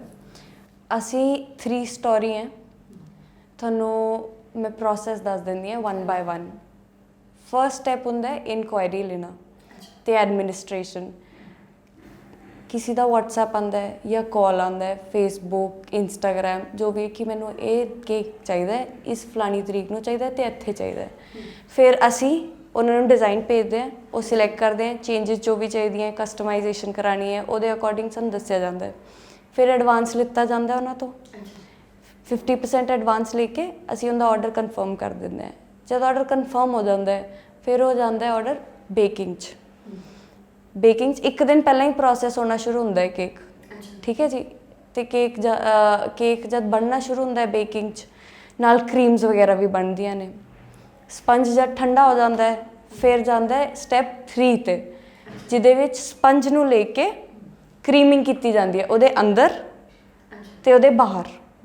ਸਟੈਪ 3 ਇਹ ਹੋ ਗਿਆ। ਸਟੈਪ 4 ਹੋ ਗਿਆ ਉੱਪਰ ਦੇ ਆਰਟੀਫੈਕਟਸ ਜਿਹੜੇ, ਜਿਵੇਂ ਕੋਈ ਟੈਡੀ ਬਣਾਤਾ, ਕੋਈ ਗਰਲ ਬਣਾਤੀ, ਫਲਾਵਰਸ ਬਣਾਤੇ, ਇਹ ਹੋ ਗਿਆ ਆਪਣਾ ਡੈਕੋਰੇਸ਼ਨ। ਮੈਂ ਇਸ ਟਾਈਮ ਕਵਰ ਕੀਤਾ ਹੈ inquiries, administration step 1, step 2 baking, step 3 creaming, step 4 decoration ਤੇ ਸਟੈਪ 5 ਹੈ ਜੋ ਲਾਸਟ ਹੈ ਸਾਡੀ ਯੂਨਿਟ 'ਚ, ਉਹ ਹੈ ਅਸੈਂਬਲੀ। ਉੱਪਰ ਫੌਂਡੈਂਟ ਵਗੈਰਾ ਚੜਾ ਕੇ ਜੋ ਆਈਟਮ ਜਿੱਥੇ ਜਿੱਥੇ ਲੱਗਣੀ ਹੈ ਉਹ ਉੱਥੇ ਲਗਾ ਕੇ ਨਾਮ ਲਿਖ ਕੇ ਹੈਪੀ ਬਰਥਡੇ ਜਿਵੇਂ ਗੁਣਜੋਤ ਲਿਖ ਕੇ ਸਭ ਅਸੈਂਬਲ ਕਰਕੇ ਲੇਸ ਲਗਾ ਕੇ ਡੱਬੇ 'ਚ ਪੈਕ ਕਰਕੇ ਅੱਛੀ ਤਰ੍ਹਾਂ ਉਹਨੂੰ ਫ੍ਰਿਜ 'ਚ ਰੱਖ ਦਿੱਤਾ ਜਾਂਦਾ ਹੈ। Of course last step unit ਤੋਂ ਬਾਹਰ ਜਿਹੜਾ ਹੈ ਉਹ ਹੈ ਡਿਲੀਵਰੀ। ਇੱਕ ਸਵਾਲ ਮੇਰੇ ਦਿਮਾਗ 'ਚ ਆ ਰਿਹਾ ਸੀ, ਜਿਵੇਂ ਤੁਸੀਂ ਕਿਹਾ ਕਿ ਇਹ ਪੇਮੈਂਟ ਤੁਹਾਡੀ ਜਿਹੜੀ ਹੁੰਦੀ ਹੈ ਨਾ ਕੇਕ ਦੀ ਪਰ ਕੇਜੀ ਜੋ ਤੁਸੀਂ ਉਹ ਕਰਦੇ ਹੋ, ਉਹਦੇ 'ਚ ਡਿਲੀਵਰੀ ਚਾਰजेस ਇਨਕਲੂਡ ਹੁੰਦੇ ਆ। ਜਿਵੇਂ ਮੰਨ ਲਓ ਇੱਕ ਡਿਲੀਵਰੀ ਤਾਂ ਤੁਹਾਡੀ ਪਟਿਆਲੇ ਜਾ ਰਹੀ ਹੈ ਨਾ, ਉਸ ਤੋਂ ਬਾਅਦ ਜਿਵੇਂ ਤੁਸੀਂ ਕਿਹਾ ਸੀ ਪੰਚਕੂਲਾ ਚੰਡੀਗੜ੍ਹ ਤੋਂ ਵੀ ਸਾਨੂੰ ਆਰਡਰਸ ਆਉਂਦੇ, ਫਿਰ ਵੀ ਸੇਮ ਪ੍ਰਾਈਸ ਹੀ ਹੁੰਦਾ? ਸਾਰੀ ਜਗ੍ਹਾ ਸੇਮ ਪ੍ਰਾਈਸ ਹੈ। ਸਾਡਾ ਕਿਵੇਂ ਹੁੰਦਾ ਕਿ ਡਿਲੀਵਰੀ ਦਾ ਰੂਟ ਬਣਦਾ ਕਿ ਮੰਨ ਲਓ ਆਰਡਰ ਆ ਗਿਆ ਪਟਿਆਲੇ, ਖੰਨੇ, ਲੁਧਿਆਣਾ, ਸੰਗਰੂਰ, ਸਮਾਣਾ, ਚੰਡੀਗੜ੍ਹ, ਪੰਚਕੂਲਾ। ਮੇਜਰ ਸਾਡਾ ਕਲਾਇੰਟ ਚੰਡੀਗੜ੍ਹ ਦਾ, ਚੰਡੀਗੜ੍ਹ ਟਰਾਈ ਸਿਟੀ ਹੀ ਕੇਕ ਇੰਡੀਆ ਸੀ, ਉੱਥੇ ਹੀ ਬੇਸਡ ਆ ਬ੍ਰਾਂਡ। ਕੋਵਿਡ ਕਰਕੇ ਅਸੀਂ ਆਫਿਸ ਉੱਧਰਲਾ ਬੰਦ ਕੀਤਾ ਹੋਇਆ ਅੱਜ ਕੱਲ੍ਹ, ਉੱਥੇ ਸੀਗਾ ਸਾਡੇ ਕੋਲ ਛੋਟਾ ਜਿਹਾ ਆਫਿਸ। ਤੇ ਕਿਵੇਂ ਚੱਲਦਾ ਹੈ ਕਿ ਤੁਸੀਂ ਡਿਲੀਵਰੀ, ਇਹ ਲੋਕ ਜਿਹੜੇ ਸੇਲਸ ਵਾਲੇ ਬੰਦੇ ਨੇ ਇਹ ਪੂਰੀ ਸ਼ੈਡਿਊਲ ਕਰਦੇ ਨੇ ਕਿ ਸਵੇਰੇ ਪਟਿਆਲੇ ਦੀ ਡਿਲੀਵਰੀ ਹੋਏਗੀ, ਉਹੀ ਵੈਨ ਅੱਗੇ ਪੰਚਕੂਲਾ, ਜ਼ੀਰਕਪੁਰ, ਪੰਚਕੂਲਾ, ਚੰਡੀਗੜ੍ਹ, ਮੋਹਾਲੀ ਤੋਂ ਹੁੰਦੀ ਹੋਈ ਵਾਪਸ ਆ ਜਾਊਗੀ। ਦੂਜੀ ਵੈਨ ਜਾਂਦੀ ਹੈ ਲੁਧਿਆਣਾ, ਖੰਨਾ, ਸੰਗਰੂਰ, ਸਮਾਣਾ ਤੋਂ 2 ਵੈਨਸ ਪੈਰਲਲੀ ਚੱਲਦੀਆਂ ਨੇ। ਸਾਡੇ ਕੇਕਸ ਜਲੰਧਰ, ਅੰਮ੍ਰਿਤਸਰ ਤੱਕ ਵੀ ਜਾਂਦੇ ਆ ਵੈਡਿੰਗ ਸੀਜ਼ਨ ਦੇ ਡਿਊਰਿੰਗ। ਫਿਰ ਉਹਨਾਂ ਨੂੰ ਅਸੀਂ ਕਹੀਦਾ ਕਿ ਇੰਨਾ ਤੁਹਾਨੂੰ ਮਿਨੀਮਮ ਸਾਡੇ ਨਾਲ ਆਰਡਰ ਕਰਨਾ ਪਏਗਾ ਕਿ ਅਸੀਂ ਭੇਜ ਸਕੀਏ। ਰੋਹਤਕ ਵੀ ਗਏ ਹੈ ਕੇਕ, ਕੈਥਲ ਵੀ ਜਾਂਦੇ ਆ ਕੇਕ ਟੇਬਲ, ਅੰਬਾਲੇ ਵੀ ਜਾਂਦੇ ਨੇ। ਤਾਂ ਬਹੁਤ ਸਾਰੀ ਸਿਟੀਜ਼ ਅਸੀਂ ਕਵਰ ਕਰਦੇ ਹਾਂ, ਬਟ ਉਹਨਾਂ ਨੂੰ ਫਿਰ ਅਸੀਂ ਇਹ ਕਹਿੰਦੇ ਹਾਂ ਕਿ ਕੁਛ ਦੇ ਵਿੱਚ ਅਸੀਂ ਕਹਿੰਦੇ ਕਿ ਇੰਨਾ ਮਿਨੀਮਮ ਸਾਡੇ ਤੋਂ ਆਰਡਰ ਲੈ ਲਓ, ਪਲੱਸ ਇੰਨਾ ਡਿਲੀਵਰੀ ਸਾਨੂੰ ਦੇ ਦਿਓ, ਕਿਉਂਕਿ ਗੱਡੀ ਉਹ ਇਕੱਲੀ ਫਿਰ ਤੁਹਾਡੇ ਲਈ ਜਾਊਗੀ। ਫਿਰ ਅਸੀਂ ਇੱਕ ਰੂਟ ਨੂੰ ਬੰਦ ਕਰ ਦਿੰਦੇ ਹਾਂ, ਜਾਂ ਇਹ ਹੁੰਦਾ ਕਿ ਤੀਸਰਾ ਕੋਈ ਬੰਦਾ ਹਾਇਰ ਕਰ ਲਈਏ ਉਸ ਲਈ ਟੈਂਪਰੇਰੀ, ਕਿਉਂਕਿ ਇਸ ਵੇਲੇ ਅਸੀਂ 2 ਤੋਂ 3 ਡਰਾਈਵਰਸ ਦੇ ਵਿੱਚ ਫਲਕਚੁਏਟ ਕਰਦੇ ਹਾਂ। ਫਿਰ ਅਸੀਂ ਉਹ ਇੱਕ ਬੰਦਾ ਹੋਰ ਹਾਇਰ ਕਰਕੇ ਉਹ ਭੇਜ ਦਿੰਦੇ ਹਾਂ। ਕੇਕ ਜਾਂਦੇ ਕਿਵੇਂ ਨੇ, ਉਹ ਆਪਣੇ ਕੋਲ ਆਈਸ ਬਾਕਸਿਸ ਬਣੇ ਹੋਏ ਨੇ ਜਿਨ੍ਹਾਂ 'ਚ ਕੇਕ ਪਹੁੰਚ ਜਾਂਦੇ ਆ, ਤਾਂ 2-3 ਘੰਟੇ ਤੁਸੀਂ ਆਰਾਮ ਨਾਲ ਲੈ ਕੇ ਜਾ ਸਕਦੇ ਹੋ, ਕੁਛ ਨਹੀਂ ਹੁੰਦਾ। ਇੱਕ ਹੋਰ ਚੀਜ਼ ਮੈਂ ਐਡ ਕਰਨੀ ਸੀਗੀ ਕਿ ਅਸੀਂ ਕਹਿ ਤਾਂ ਦਿੰਦੇ ਕਿ ਡਿਲੀਵਰੀ ਇਨਕਲੂਡਡ ਹੈ ਪ੍ਰਾਈਸ 'ਚ, ਬਟ ਐਕਚੁਅਲੀ ਨਹੀਂ ਹੈ। ਅਸੀਂ ਚਾਰਜ ਹੀ ਨਹੀਂ ਕਰਦੇ ਕੇਕ ਦੀ ਡਿਲੀਵਰੀ। ਟਰਾਈ ਸਿਟੀ 'ਚ ਕਿਤੇ ਵੀ ਲੈ ਲਓ, ਪਟਿਆਲੇ ਕਿਤੇ ਵੀ ਲੈ ਲਓ, ਲੁਧਿਆਣੇ ਕਿਤੇ ਵੀ ਲੈ ਲਓ, ਅਸੀਂ ਚਾਰਜ ਨਹੀਂ ਕਰਦੇ ਅਨਲੈਸ ਐਂਡ ਅੰਟਿਲ ਸਾਡੇ ਰੇਡੀਅਸ ਤੋਂ ਬਾਹਰ ਹਨ। ਠੀਕ ਹੈ ਜੀ। ਹਾਂ, 2500 ਰੁਪਏ ਦਾ ਜਸਟੀਫਾਈਡ ਹੈ ਕਿ ਇਹਦੇ ਵਿੱਚ ਇਨਕਲੂਡਡ ਹੈ, ਬਟ ਮੋਸਟਲੀ ਅਸੀਂ ਲੈਂਦੇ ਹੀ ਨਹੀਂ ਹੈ ਡਿਲੀਵਰੀ ਚਾਰਜ, ਕਿਉਂਕਿ ਸਾਡਾ ਕੇਕ ਡੈਲੀਕੇਟਲੀ ਬਣਿਆ। ਜੇ ਤੁਸੀਂ ਨਾਰਮਲ ਗੱਡੀ 'ਚ ਲੈ ਕੇ ਜਾਓਗੇ ਜਾਂ ਮੈਲਟ ਹੋ ਸਕਦਾ ਹੈ ਜਾਂ ਬੰਪ ਖਾ ਕੇ ਕੁਝ ਗਿਰ ਗਿਆ, ਤਾਂ ਸਾਡੇ ਜਿਹੜੇ ਡਰਾਈਵਰਸ ਹੈ ਉਹ ਟ੍ਰੇਨਡ ਹੈ ਕਿ ਜੇ ਕੁਝ ਖਰਾਬ ਹੁੰਦਾ ਹੈ ਕੇਕ 'ਚ, ਜੋ ਪੋਸੀਬਿਲਿਟੀ ਬਹੁਤ ਘੱਟ ਹੈ, ਤਦ ਉਹ ਆਪਣੇ ਆਪ ਫਿਕਸ ਕਰ ਦਿੰਦੇ। ਅੱਛਾ, ਕੇਕ ਸੇਫਲੀ ਸਾਡੇ ਕੋਲ ਪਹੁੰਚੇਗਾ। ਜਦ ਤੱਕ ਡਿਲੀਵਰ ਨਹੀਂ ਹੁੰਦਾ ਸਾਡੀ ਰਿਸਪੌਂਸਿਬਿਲਿਟੀ ਹੈ। ਇੱਕ ਗੱਲ ਮੈਨੂੰ ਹੋਰ ਦੱਸੋ, ਚਲੋ ਬੇਕਿੰਗ ਦਾ ਤੁਸੀਂ YouTube ਤੋਂ ਸਿੱਖ ਲਿਆ ਹੈ ਨਾ, ਤੇ ਫਿਰ ਜਿਹੜੇ ਬਿਜ਼ਨਸ ਸਕਿੱਲਸ ਨੇਗੇ ਵੀ ਸਾਰਾ ਕੁਝ ਕਿੱਦਾਂ ਆਰਗੇਨਾਈਜ਼ ਕਰਨਾ ਆ ਪ੍ਰੋਸੈਸ ਦੇ ਵਿੱਚ, ਜਾਂ ਸਟੈਪ ਬਾਈ ਸਟੈਪ ਕਿਵੇਂ ਚੱਲੂਗਾ, ਕਿਵੇਂ ਡਿਲੀਵਰੀਜ਼ ਵਗੈਰਾ, ਮਤਲਬ ਜਿਹੜੇ ਕਿ ਉੱਪਰਲਾ ਕੰਮ ਆ ਸਾਰਾ ਹੈ ਨਾ, ਇਹ ਚੀਜ਼ਾਂ ਫਿਰ ਤੁਹਾਡੇ 'ਚ ਕਿੱਦਾਂ ਆਈਆਂ ਨੇ? ਜਿਹੜੀ ਬੇਕਿੰਗ ਅਸੀਂ ਸਿੱਖੀ ਉਹ ਥੋੜਾ ਐਡ ਕਰੂੰਗੀ, ਇਕੱਲਾ YouTube ਨਹੀਂ ਸੀਗਾ, ਬਹੁਤ ਸਾਰੇ ਬੇਕਰਸ ਆਲ ਅਰਾਊਂਡ ਦਾ ਵਰਲਡ, ਸਪੈਸ਼ਲੀ ਕਰੋਨਾ ਵਾਇਰਸ ਜਦ ਹੋਇਆ, ਫਾਈਨਲੀ ਟਾਈਮ ਮੈਨੂੰ ਤਦ ਮਿਲਿਆ। ਜਿਵੇਂ ਕੋਵਿਡ ਹਿੱਟ ਹੋਇਆ, ਕੋਈ ਕੰਮ ਹੋ ਨਹੀਂ ਰਿਹਾ ਸੀ, ਕਰ ਨਹੀਂ ਸਕਦੇ ਸੀ, ਲੋਕਡਾਊਨ ਸੀਗਾ, ਸਾਰਿਆਂ ਦੀ ਲਾਈਫ 'ਤੇ ਰਿਸਕ ਸੀ। ਫਿਰ ਮੈਂ ਲੈਣੇ ਸ਼ੁਰੂ ਕੀਤੇ, ਵਰਲਡ ਵਾਈਡ ਬੇਕਰਸ ਦੇਖਣੇ ਸ਼ੁਰੂ ਕੀਤੇ, ਉਹਨਾਂ ਦੇ ਕੋਰਸਿਸ ਲੈਣੇ ਸ਼ੁਰੂ ਕੀਤੇ। ਉਸ ਤੋਂ ਪਹਿਲਾਂ ਆਪਣੀ ਰਿਸਰਚ ਐਂਡ ਡਿਵੈਲਪਮੈਂਟ ਬਹੁਤ ਸੀ, ਫੌਂਡੈਂਟ ਕੇਕਸ ਕਿਵੇਂ ਵਧੀਆ ਹੋਣ, ਕਿਉਂਕਿ ਲੋਕਾਂ ਨੂੰ ਹੁੰਦਾ ਸਵਾਦ ਨਹੀਂ ਹੁੰਦੇ। ਬਹੁਤ ਕੰਮ ਕੀਤਾ, ਬਟਰ ਕਰੀਮ ਦੀ ਰੈਸਿਪੀ 'ਤੇ, ਫੌਂਡੈਂਟ ਦੀ ਰੈਸਿਪੀ 'ਤੇ, ਖੁਦ ਬਣਾਈਆਂ ਚੀਜ਼ਾਂ ਕੋਵਿਡ ਤੋਂ ਪਹਿਲਾਂ ਜਦ ਅਸੀਂ ਕਰ ਰਹੇ ਸੀ। ਕੋਵਿਡ ਦੇ ਵਿੱਚ ਮੈਂ ਸਪੈਸੀਫਿਕਲੀ ਬਹੁਤ ਹਾਈ ਐਂਡ ਕਲਾਸਿਸ ਲਿੱਤੀਆਂ ਜਿਸ ਤੋਂ ਉਹ ਬੈਟਰ ਹੋ ਗਿਆ। ਜਿੱਥੇ ਤੱਕ ਬਿਜ਼ਨਸ ਸਕਿੱਲਸ ਦੀ ਗੱਲ ਹੈ, ਉਹਦਾ ਵੀ ਇਹੀ ਸੀਗਾ ਕਿ business skills mostly hit and trial C. First of all hit and trial ਸੀਗੇ, ਬਟ ਇੱਕ ਚੀਜ਼ ਹੁੰਦੀ ਹੈ ਕਿ ਜੇ ਤੁਸੀਂ ਇਹ ਕਹਿਣ ਲੱਗ ਜਾਓ ਨਾ ਕਿ ਮੈਂ ਕੰਟਰੋਲ ਛੱਡਣਾ ਬਿਜ਼ਨਸ ਦੇ ਵਿੱਚ, ਨਾ ਤੁਸੀਂ ਗਰੋ ਕਿਉਂ ਨਹੀਂ ਕਰ ਪਾਉਂਦੇ ਜਾਂ ਕਰ ਨਹੀਂ ਪਾਉਂਦੇ ਬਿਜ਼ਨਸ ਨੂੰ, ਜੇ ਤੁਸੀਂ ਹਰ ਚੀਜ਼ ਆਪ ਕਰਨ ਦੀ ਕੋਸ਼ਿਸ਼ ਕਰੋ। ਠੀਕ ਹੈ। ਜੇ ਮੈਂ ਇਹ ਕਹਾਂ ਕਿ ਬੇਕਿੰਗ ਵੀ ਮੈਂ ਕਰਾਂ, ਇਹ ਵੀ ਕਰਾਂ, ਇੰਸਟਾਗ੍ਰਾਮ ਵੀ ਮੈਂ ਕਰਾਂ, ਮੈਂ ਪਾਗਲ ਹੋ ਜਾਊਂਗੀ ਔਰ ਮੇਰੇ ਤੋਂ ਹੋਣਾ ਨਹੀਂ। ਔਰ ਫਿਰ ਉਹ ਤੁਸੀਂ ਛੋਟੇ ਜਿਹੇ ਹੀ ਜਗ੍ਹਾ ਤੋਂ ਹੀ ਆਪਰੇਟ ਕਰਦੇ ਰਹੋਗੇ, ਗਰੋਥ ਜ਼ੀਰੋ ਹੋ ਜ਼ੀਰੋ ਜਾਏਗੀ। ਗਰੋ। ਤੁਸੀਂ ਸਭ ਤੋਂ ਪਹਿਲਾਂ ਬਿਜ਼ਨਸ ਸਕਿੱਲਸ ਜੇ ਤੁਸੀਂ ਕਹੋਗੇ, ਮੈਂ ਆਪਣੇ ਆਪ ਨੂੰ ਪਹਿਲਾਂ ਹੀ ਕਹਿਣਾ ਸ਼ੁਰੂ ਕੀਤਾ ਨਵਨੀਤ ਨੇ ਵੀ, ਕਿ ਅਸੀਂ ਚੀਜ਼ ਖੁਦ ਨਹੀਂ ਕਰਨੀ। ਇਹ ਚੀਜ਼ ਅਸੀਂ ਨਹੀਂ ਕਰਨੀ। ਕੌਣ ਕਰ ਸਕਦਾ ਹੈ ਸਾਡੇ ਬਦਲੇ? ਕੁੜੀਆਂ ਕਰ ਸਕਦੀਆਂ ਨੇ। ਕਿਵੇਂ ਕਰਨਗੀਆਂ? ਸਿੱਖਣਗੀਆਂ। ਠੀਕ ਹੈ। ਇੰਪੋਸੀਬਲ ਹੈ ਨਹੀਂ ਕੋਈ ਵੀ ਚੀਜ਼। ਕੇਕ ਦੇ ਵਿੱਚ ਕੋਈ ਐਵੇਂ ਨਹੀਂ ਕਹਿੰਦਾ ਸਾਡੇ ਚੋਂ ਕਿ ਇੰਪੋਸੀਬਲ ਹੈ ਕਰਨਾ, ਕਿਉਂਕਿ ਜੇ ਤੁਸੀਂ ਇੰਪੋਸੀਬਲ ਕਹਤਾ ਫਿਰ ਤਾਂ ਹੋਣੀ ਨਹੀਂ। ਤਾਂ ਬਿਜ਼ਨਸ ਸਕਿੱਲਸ ਕਿਵੇਂ ਆਏ? ਇਹੀ ਕਹਿ ਕੇ ਕਿ ਅਸੀਂ ਕੁਝ ਨਹੀਂ ਖੁਦ ਕਰਨਾ, ਇਹ ਸਭ ਕਰਨਗੇ। ਠੀਕ ਹੈ। ਜਦ ਫਿਰ ਸੋਲਿਊਸ਼ਨਸ ਲੱਭਣੇ ਸ਼ੁਰੂ ਕਰਤੇ ਕਿ ਇਹ ਚੀਜ਼ ਹੋ ਨਹੀਂ ਰਹੀ ਯਾਰ, ਇਹ ਚੀਜ਼ ਖਰਾਬ ਹੋ ਰਹੀ ਹੈ ਯਾਰ। ਹੁਣ ਮੈਂ ਤੁਹਾਨੂੰ ਦੱਸਦੀ ਹਾਂ ਕਿ ਜਿਵੇਂ ਸਾਡੀ ਸੇਲਸ ਵਾਲੀ ਟੀਮ ਹੈ, ਉਹਨੇ ਇੱਕ ਪਿੱਛੇ ਜੇ ਮਦਰਸ ਡੇ ਦਾ ਟਾਈਮ ਸੀਗਾ, ਇੱਕ ਸਾਡੇ ਤੋਂ ਕੇਕ ਮਿਸ ਹੋ ਗਿਆ। ਹੁਣ ਉਹ ਕਿਉਂ ਮਿਸ ਹੋਇਆ? ਕਿਉਂਕਿ ਉਹਨਾਂ ਤੋਂ ਅਸੀਂ ਡਿਲੀਵਰੀ ਐਡਰੈਸ ਮੰਗਿਆ ਸੀ ਸਹੀ, ਉਹਨਾਂ ਨੇ ਦੇਣਾ, ਉਹਨਾਂ ਨੇ ਮੈਸੇਜ ਕਰਨਾ ਭੁੱਲ ਗਏ। ਇਹਨਾਂ ਨੇ ਕਨਫਰਮੇਸ਼ਨ 'ਚ ਪਾਇਆ ਨਹੀਂ ਆਰਡਰ ਕਿ ਡਿਲੀਵਰੀ ਐਡਰੈਸ ਆਇਆ ਨਹੀਂ। ਤਾਂ ਅਸੀਂ ਬੁਕਿੰਗ ਅਮਾਊਂਟ ਵੀ ਨਹੀਂ ਲਿੱਤਾ ਹੋਇਆ ਸੀ, ਕਿਉਂਕਿ ਪੁਰਾਣੇ ਕਸਟਮਰ ਸੀਗਾ ਤਾਂ ਉਹਦਾ ਕੈਸ਼ ਔਨ ਡਿਲੀਵਰੀ ਕਰ ਦਾਂਗੇ। ਅਸੀਂ ਕਰਦੇ ਹੁੰਦੇ ਹਾਂ ਪੁਰਾਣੇ ਕਸਟਮਰਾਂ ਨਾਲ। ਜਦ ਇਹ ਪ੍ਰੋਬਲਮ ਆਈ ਕਿ ਕੇਕ ਭੁੱਲ ਗਏ ਤੁਸੀਂ, ਸਾਨੂੰ ਮਤਲਬ ਕਿਉਂਕਿ ਸਾਨੂੰ ਬਹੁਤ ਟੈਨਸ਼ਨ ਕਿ ਹੁਣ ਅਸੀਂ ਕੀ ਕਰੀਏ, ਕਿ ਇਹ ਕੰਮ ਅਸੀਂ ਆਪ ਨਹੀਂ ਕਰ ਰਹੇ, ਹਰ ਵੇਲੇ ਉੱਥੇ ਬੈਠ ਨਹੀਂ ਸਕਦੇ, ਕੀ ਕਰੀਏ। ਫਿਰ ਨਵਨੀਤ ਨੂੰ ਆਈਡੀਆ ਆਇਆ ਕਿ ਗੂਗਲ ਡਾਕੂਮੈਂਟਸ ਬਣਾਉਂਦੇ ਹਾਂ ਆਪਾਂ। ਗੂਗਲ ਡਾਕੂਮੈਂਟਸ ਬਣਾਉਂਦੇ ਹਾਂ ਤਾਂ ਅਸੀਂ ਜਾ ਕੇ YouTube 'ਤੇ ਫਿਰ ਸਰਚ ਕਰਨਾ ਸ਼ੁਰੂ ਕਰਤਾ, ਗੂਗਲ ਡਾਕੂਮੈਂਟਸ ਕਿਆ ਹੁੰਦੇ ਨੇ ਐਂਡ ਆਲ ਆਫ ਦੈਟ। ਉਹ ਰਿਸਰਚ ਦੇ ਨਾਲ ਸਾਨੂੰ ਪਤਾ ਚੱਲਿਆ ਕਿ ਜੇ ਇਨਕੁਆਇਰੀ ਆਉਂਦੀ ਹੈ, ਉਹਦੇ ਜਿਹੜਾ ਬੰਦਾ ਇਨਕੁਆਇਰੀ ਲੈ ਰਿਹਾ ਉਹਦੇ ਨਾਲ ਆਪਾਂ ਇੱਕ ਹੋਰ ਬੰਦਾ ਬਿਠਾਵਾਂਗੇ ਜਿਹੜਾ ਗੂਗਲ ਡਾਕੂਮੈਂਟਸ 'ਤੇ ਇੱਕ ਫਾਰਮ ਫਿਲ ਕਰੇਗਾ ਉਸ ਇਨਕੁਆਇਰੀ ਦਾ, ਜੋ ਵੈਰੀਫਾਈ ਕਰਦਾ ਰਹੇਗਾ ਕਿਸ ਸਟੇਜ ਤੇ ਇਨਕੁਆਇਰੀ ਕੀ ਹਲੇ ਕਨਫਰਮੇਸ਼ਨ ਹੋ ਰਹੀ ਹੈ, ਹੋਗੀ, ਆਰਡਰ ਸੈਂਟ, ਉਹਦਾ ਸਟੇਟਸ ਚੇਂਜ ਕਰਦਾ ਰਹਿੰਦਾ। ਉਹ ਬੰਦੇ ਦਾ ਕੰਮ ਹੀ ਸਾਰਾ ਦਿਨ, ਉਹ ਕੁੜੀ ਦਾ ਸਾਰਾ ਦਿਨ ਉਹੀ ਕੰਮ ਹੈ ਕਿ ਉਹ ਇਨਕੁਆਇਰੀਆਂ ਟਰੈਕ ਕਰੇਗੀ ਕਿ ਕਿਹੜੀ ਅਸੀਂ ਕਨਫਰਮ ਕਰਤੀ ਹੈ, ਕਿਹੜੀ ਕਨਫਰਮ ਹੋ ਰਹੀ ਹੈ, ਕਿਹਨਾਂ ਨੇ ਮਨਾ ਕਰਤਾ ਹੈ, ਕਿਹਨਾਂ ਦੀ ਫਾਈਨਲਾਈਜ਼ਿੰਗ 'ਚ ਹੈ। ਸੋ ਬਿਜ਼ਨਸ ਸਕਿੱਲਸ ਐਵੇਂ ਹੀ ਡਿਵੈਲਪ ਹੋਏ ਸਾਡੇ। ਜਦ ਪ੍ਰੋਬਲਮ ਆਈ ਫਿਰ ਅਸੀਂ ਲੱਭੀ ਕਿ ਬਈ ਸੋਲਿਊਸ਼ਨ ਕਿਆ ਹੈ, ਖੁਦ ਤਾਂ ਖੜ ਨਹੀਂ ਸਕਦੇ, ਕਿਆ ਕਰੀਏ। ਬਹੁਤ ਪ੍ਰੋਬਲਮਸ ਆਈ ਹੈ ਜੀ, ਇਸ ਲਈ ਸਾਡਾ ਹੁਣ ਸਵਿਫਟ ਹੋ ਗਿਆ ਸਿਸਟਮ। ਜੇ ਕਿਸੇ ਕਸਟਮਰ ਦਾ ਮੈਸੇਜ ਆਉਂਦਾ ਹੈਲੋ, ਉਹਨਾਂ ਨੂੰ ਬਣਿਆ ਹੋਇਆ ਫਾਰਮ ਜਾਂਦਾ ਆਟੋਮੈਟਿਕਲੀ, ਉਹ ਫਿਲ ਕਰਦੇ ਆ ਕਿ ਕਿਹੜੀ ਡੇਟ ਨੂੰ ਕਿੰਨੇ ਕਿਲੋ ਦਾ ਕਿਆ ਗੈਦਰਿੰਗ ਹੈ, ਕਿਆ ਓਕੇਜ਼ਨ ਹੈ, ਸਭ ਡਿਟੇਲ ਉਹਦੇ ਵਿੱਚ ਹੁੰਦੀ ਹੈ, ਜਿਹਦੇ ਨਾਲ ਅਸੀਂ ਉਹਨਾਂ ਨੂੰ ਐਫੀਸ਼ੀਐਂਟਲੀ ਡਿਜ਼ਾਈਨ ਭੇਜ ਸਕਦੇ ਹਾਂ। ਇੱਕ ਛੋਟਾ ਜਿਹਾ ਸਵਾਲ ਮੈਂ ਹੋਰ ਤੁਹਾਨੂੰ ਕਰਨਾ ਚਾਹੁੰਦੀ ਸੀ। ਜਦੋਂ ਮਤਲਬ ਕੋਈ ਵੀ ਬੰਦਾ ਜਿਹੜਾ ਜਿਵੇਂ ਤੁਸੀਂ ਫਿਲਮ ਮੇਕਿੰਗ ਜਾਣਾ ਚਾਹੁੰਦੇ ਸੀ, ਹੈ ਨਾ, ਤੁਹਾਡਾ ਬੈਕਗ੍ਰਾਉਂਡ ਵੀ ਹੋਰ ਸੀ, ਤੇ ਜਦੋਂ ਅਸੀਂ ਇੱਕ ਡਿਫਰੈਂਟ ਬਿਜ਼ਨਸ ਚਾਹੁੰਦੇ ਹੋ, ਉਹ ਉਦੋਂ ਹੀ ਆਉਂਦੇ ਜਦੋਂ ਸਿਰਫ ਸਾਡਾ ਸ਼ੌਂਕ ਹੁੰਦਾ ਹੋ, ਹੈ ਨਾ। ਤੇ ਤੁਸੀਂ ਸ਼ੌਂਕ ਤੋਂ ਇਹਨੂੰ ਹੁਣ ਇੰਨਾ ਵੱਡਾ ਇੱਕ ਯੂਨਿਟ ਖੜਾ ਕਰਤਾ ਜਿਹਦੇ 'ਚ ਤੁਸੀਂ 30 ਦੇ ਕਰੀਬ ਲੋਕ ਹੋ ਗਏ, ਹੈ ਨਾ। ਜਦੋਂ 4 ਜਾਂ 5 ਸਾਲ ਪਹਿਲਾਂ ਸੋਚਿਆ ਸੀ ਕਿ ਇੰਨੇ ਸਾਲ ਬਾਅਦ ਇਸ ਇੱਕ ਸਟੇਜ ਤੇ ਜਾਣਾ ਜਾਂ ਇਸ ਸਟੇਜ ਦੀ ਆਹ ਸਟੈਪ ਤੇ ਅਸੀਂ ਹੋਵਾਂਗੇ, ਉਹ ਕਦੋਂ ਆ? ਮਤਲਬ ਉਹ ਆ ਗਿਆ ਹੈ ਜਾਂ ਹਲੇ ਆਉਣਾ ਹੈ? ਤੁਸੀਂ ਆਪ ਪਹਿਲਾਂ ਕਿਹਾ ਸੀ ਨਹੀਂ, ਮੀਨਸ ਇਹ ਹੁੰਦਾ ਨਾ ਕਿਸੇ ਨੂੰ ਕਿ ਇੱਕ ਫਿਕਸ ਰੈਵਨਿਊ ਜਦੋਂ ਤੱਕ ਵੀ ਅਸੀਂ ਇੰਨੇ ਸਾਲ 'ਚ ਉਹ ਚੀਜ਼ ਜਨਰੇਟ ਕਰ ਪਾ ਰਹੇ ਹਾਂ, ਜਾਂ ਅਸੀਂ ਇੰਨੇ ਸਾਲ ਤੱਕ ਹਲੇ ਕਰਾਂਗੇ ਜੋ ਅਸੀਂ ਸੋਚ ਕੇ ਚੱਲੇ ਸੀ ਕਿ ਉਹਨਾਂ ਕੁ ਸਾਨੂੰ ਵਾਪਸ ਆਉਣਾ ਸ਼ੁਰੂ। ਡੈਸਟੀਨੇਸ਼ਨ ਤਾਂ ਕਦੀ ਦਿਖਦੀ ਨਹੀਂ, ਅੱਗੇ ਅੱਗੇ ਪਹੁੰਚਦੀ ਰਹਿੰਦੀ ਹੈ। ਇਸ ਟਾਈਮ ਤਾਂ 5 ਸਾਲ ਪਹਿਲਾਂ ਕਲੀਅਰ ਗੋਲ ਕੋਈ ਨਹੀਂ ਸੀਗਾ। 5 ਸਾਲ ਪਹਿਲਾਂ ਤਾਂ ਥੱਕੇ ਹੋਏ ਸੀ ਅਸੀਂ, ਕੇਕ ਬਣਾ ਬਹੁਤ ਕੇ ਥੱਕੇ ਹੋਏ ਸੀਗੇ। ਆਈ ਥਿੰਕ ਵਿੱਚ ਕੈਫੇ ਵੀ ਚੱਲ ਰਿਹਾ ਸੀ, ਕੇਕਡ ਵੀ ਚੱਲ ਰਿਹਾ ਸੀ, ਅਸੀਂ ਇੱਕ ਡਰਿੰਕ ਜੀ ਵੀ ਬਣਾਉਣੀ ਸ਼ੁਰੂ ਕੀਤੀ ਸੀ, ਬ੍ਰੈਡਾਂ ਵੀ ਬਣਾ ਰਹੇ ਸੀ, ਪਤਾ ਨਹੀਂ ਕਿਆ ਕਰ ਰਹੇ ਸੀ ਉਸ ਟਾਈਮ ਤੇ। ਬ੍ਰੈਡ ਹਾਂ, ਬ੍ਰੈਡ ਵੀ ਬਣਾ ਰਹੇ ਸੀ, ਬੜਾ ਕੁਝ ਕਰ ਰਹੇ ਸੀ ਅਸੀਂ ਉਸ ਟਾਈਮ ਤੇ। ਸਾਨੂੰ ਕੋਈ ਕਲੈਰਿਟੀ ਨਹੀਂ ਸੀ, ਸਾਨੂੰ ਕੋਈ ਬਿਜ਼ਨਸ ਦਾ ਪਤਾ ਨਹੀਂ ਸੀ ਕਿੱਥੇ ਜਾਊਗਾ, ਕਰੀ ਜਾ ਰਹੇ ਸੀ। ਲੇਕਿਨ ਹੁਣ ਜਦ ਸਭ ਕੁਝ ਮਤਲਬ ਮੇਰੇ ਬਿਨਾ ਕੇਕਡ ਚਾਏ ਹਰ ਰੋਜ਼ ਚੱਲਦਾ ਕੰਮ।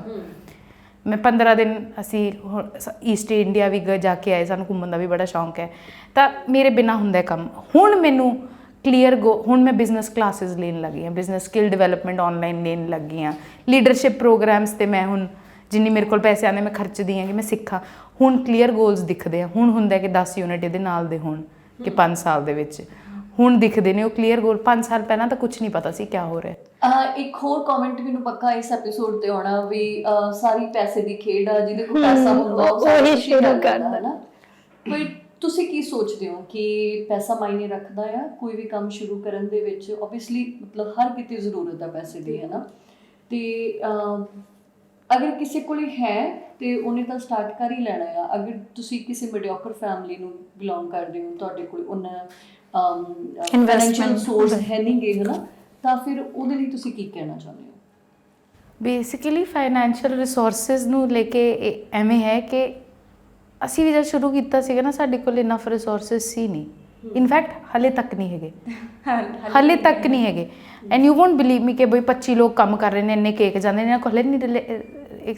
ਮੇਰੇ ਘਰਦਿਆਂ ਨੇ ਬੇਕਿੰਗ ਦੀਆਂ 4 ਮਸ਼ੀਨਾਂ ਤੋਂ ਇਲਾਵਾ, ਠੀਕ ਹੈ, ਉਹ ਵੀ ਜਿਹੜੀਆਂ ਲੋਕਲ ਜਿਹੜੇ ਲੋਕ ਬਣਾਉਂਦੇ ਨੇ ਉਹਨਾਂ ਤੋਂ ਲੈ ਕੇ ਉਹ ਮੈਨੂੰ ਦਿੱਤੀਆਂ ਸੀਗੀਆਂ। ਉਹ ਅੱਜ ਕੰਮ ਨਹੀਂ ਆ ਰਹੀਆਂ, ਮੈਂ ਸਟਾਈਆਂ ਨੇ ਮਸ਼ੀਨਾਂ ਸਾਰੀਆਂ, ਰੀਅਲੀ ਕੂੜੇ 'ਚ ਸੁਟਾਈਆਂ, ਮੇਰੇ ਕੰਮ ਨਹੀਂ ਆ ਰਹੀਆਂ ਬਿਕੋਜ਼ ਪਤਾ ਹੀ ਨਹੀਂ ਸੀ ਕਿਉਂ ਨੇ ਉਹ ਇੱਥੇ। ਪੈਸੇ ਅਗਰ ਤੁਸੀਂ ਬਿਜ਼ਨਸ ਸ਼ੁਰੂ ਕਰਨਾ ਹੈ ਜ਼ਰੂਰੀ ਨੇ, ਬਟ ਪੂਰੇ ਜ਼ਰੂਰੀ ਨਹੀਂ ਹੈ। ਤੁਸੀਂ ਬਿਨਾਂ ਕਿਸੇ ਰੈਵਨਿਊ ਦੇ ਕੰਮ ਸ਼ੁਰੂ ਕਰ ਸਕਦੇ ਹੋ। ਅੱਜ ਕੱਲ੍ਹ ਇੰਟਰਨੈਟ ਦਾ ਜ਼ਮਾਨਾ ਹੈ, ਠੀਕ ਹੈ। ਇੰਟਰਨੈਟ ਦੇ ਵਿੱਚ ਤੁਹਾਡੇ ਕੋਲ ਇੰਸਟਾਗ੍ਰਾਮ, ਫੇਸਬੁੱਕ ਸਾਰਿਆਂ ਕੋਲ ਹੈ। ਸਾਡੀ ਜਿਹੜੀਆਂ ਐਡਾਂ ਅਸੀਂ ਇੰਸਟਾਗ੍ਰਾਮ 'ਤੇ ਪਾਉਂਦੇ ਸੀਗੇ, ਕੋਈ ਬਹੁਤ ਸਾਰੇ ਨਹੀਂ, 500-500 ਰੁਪਏ ਦੀਆਂ ਪਾਉਂਦੇ ਸੀ ਅਸੀਂ ਪਹਿਲਾਂ। ਅਸੀਂ ਹੁਣ ਸਾਡਾ ਬਿਲਬੋਰਡਸ 'ਚ ਕੁਝ ਨਹੀਂ ਇਨਵੈਸਟ ਕੀਤਾ ਸੀ invest.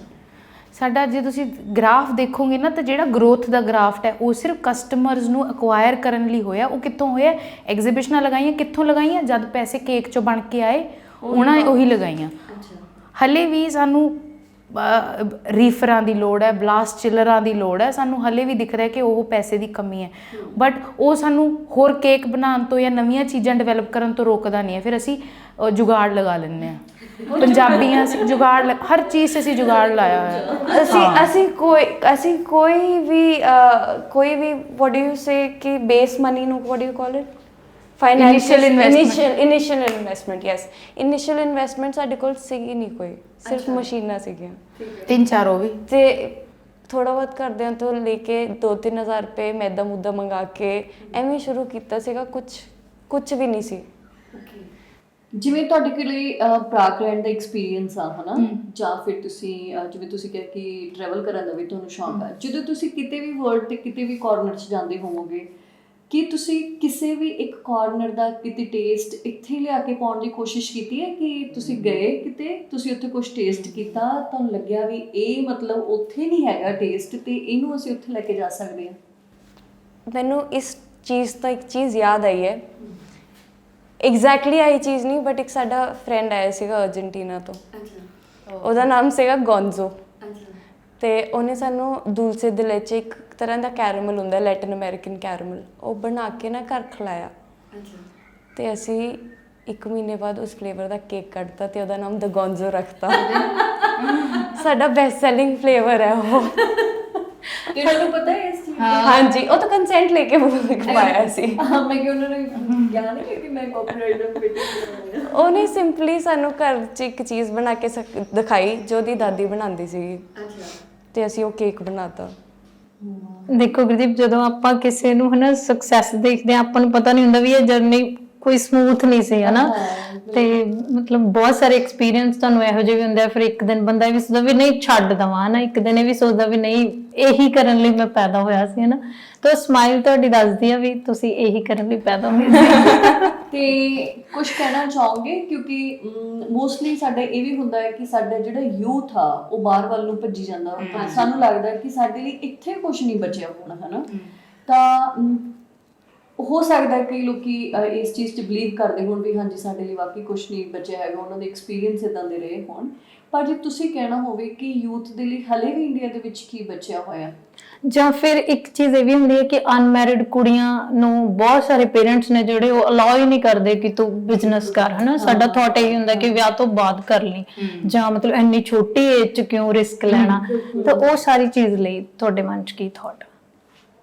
Do you want to go ahead? ਮੇਰੇ ਤਾਂ ਆਪ ਘਰਦਿਆਂ ਨੇ ਮੈਨੂੰ ਬਹੁਤ ਪੈਸਟਰ ਕੀਤਾ, ਬਾਹਰ ਚਲ ਜਾ, ਕੈਨੇਡਾ ਚਲ ਜਾ, ਕੁਝ ਲਾਈਫ ਬਣ ਜਾਏਗੀ, ਵਿਆਹ ਕਰਾ ਲੈ। ਮੈਂ ਜੋ ਵੀ ਤੁਸੀਂ ਬੋਲਿਆ ਨਾ, ਇਹ ਸਭ ਪ੍ਰੈਸ਼ਰ ਸੀਗਾ ਮੇਰੇ ਤੇ, ਬਟ ਮੈਂ ਕਾਫੀ ਦੇਰ ਲੜੀ।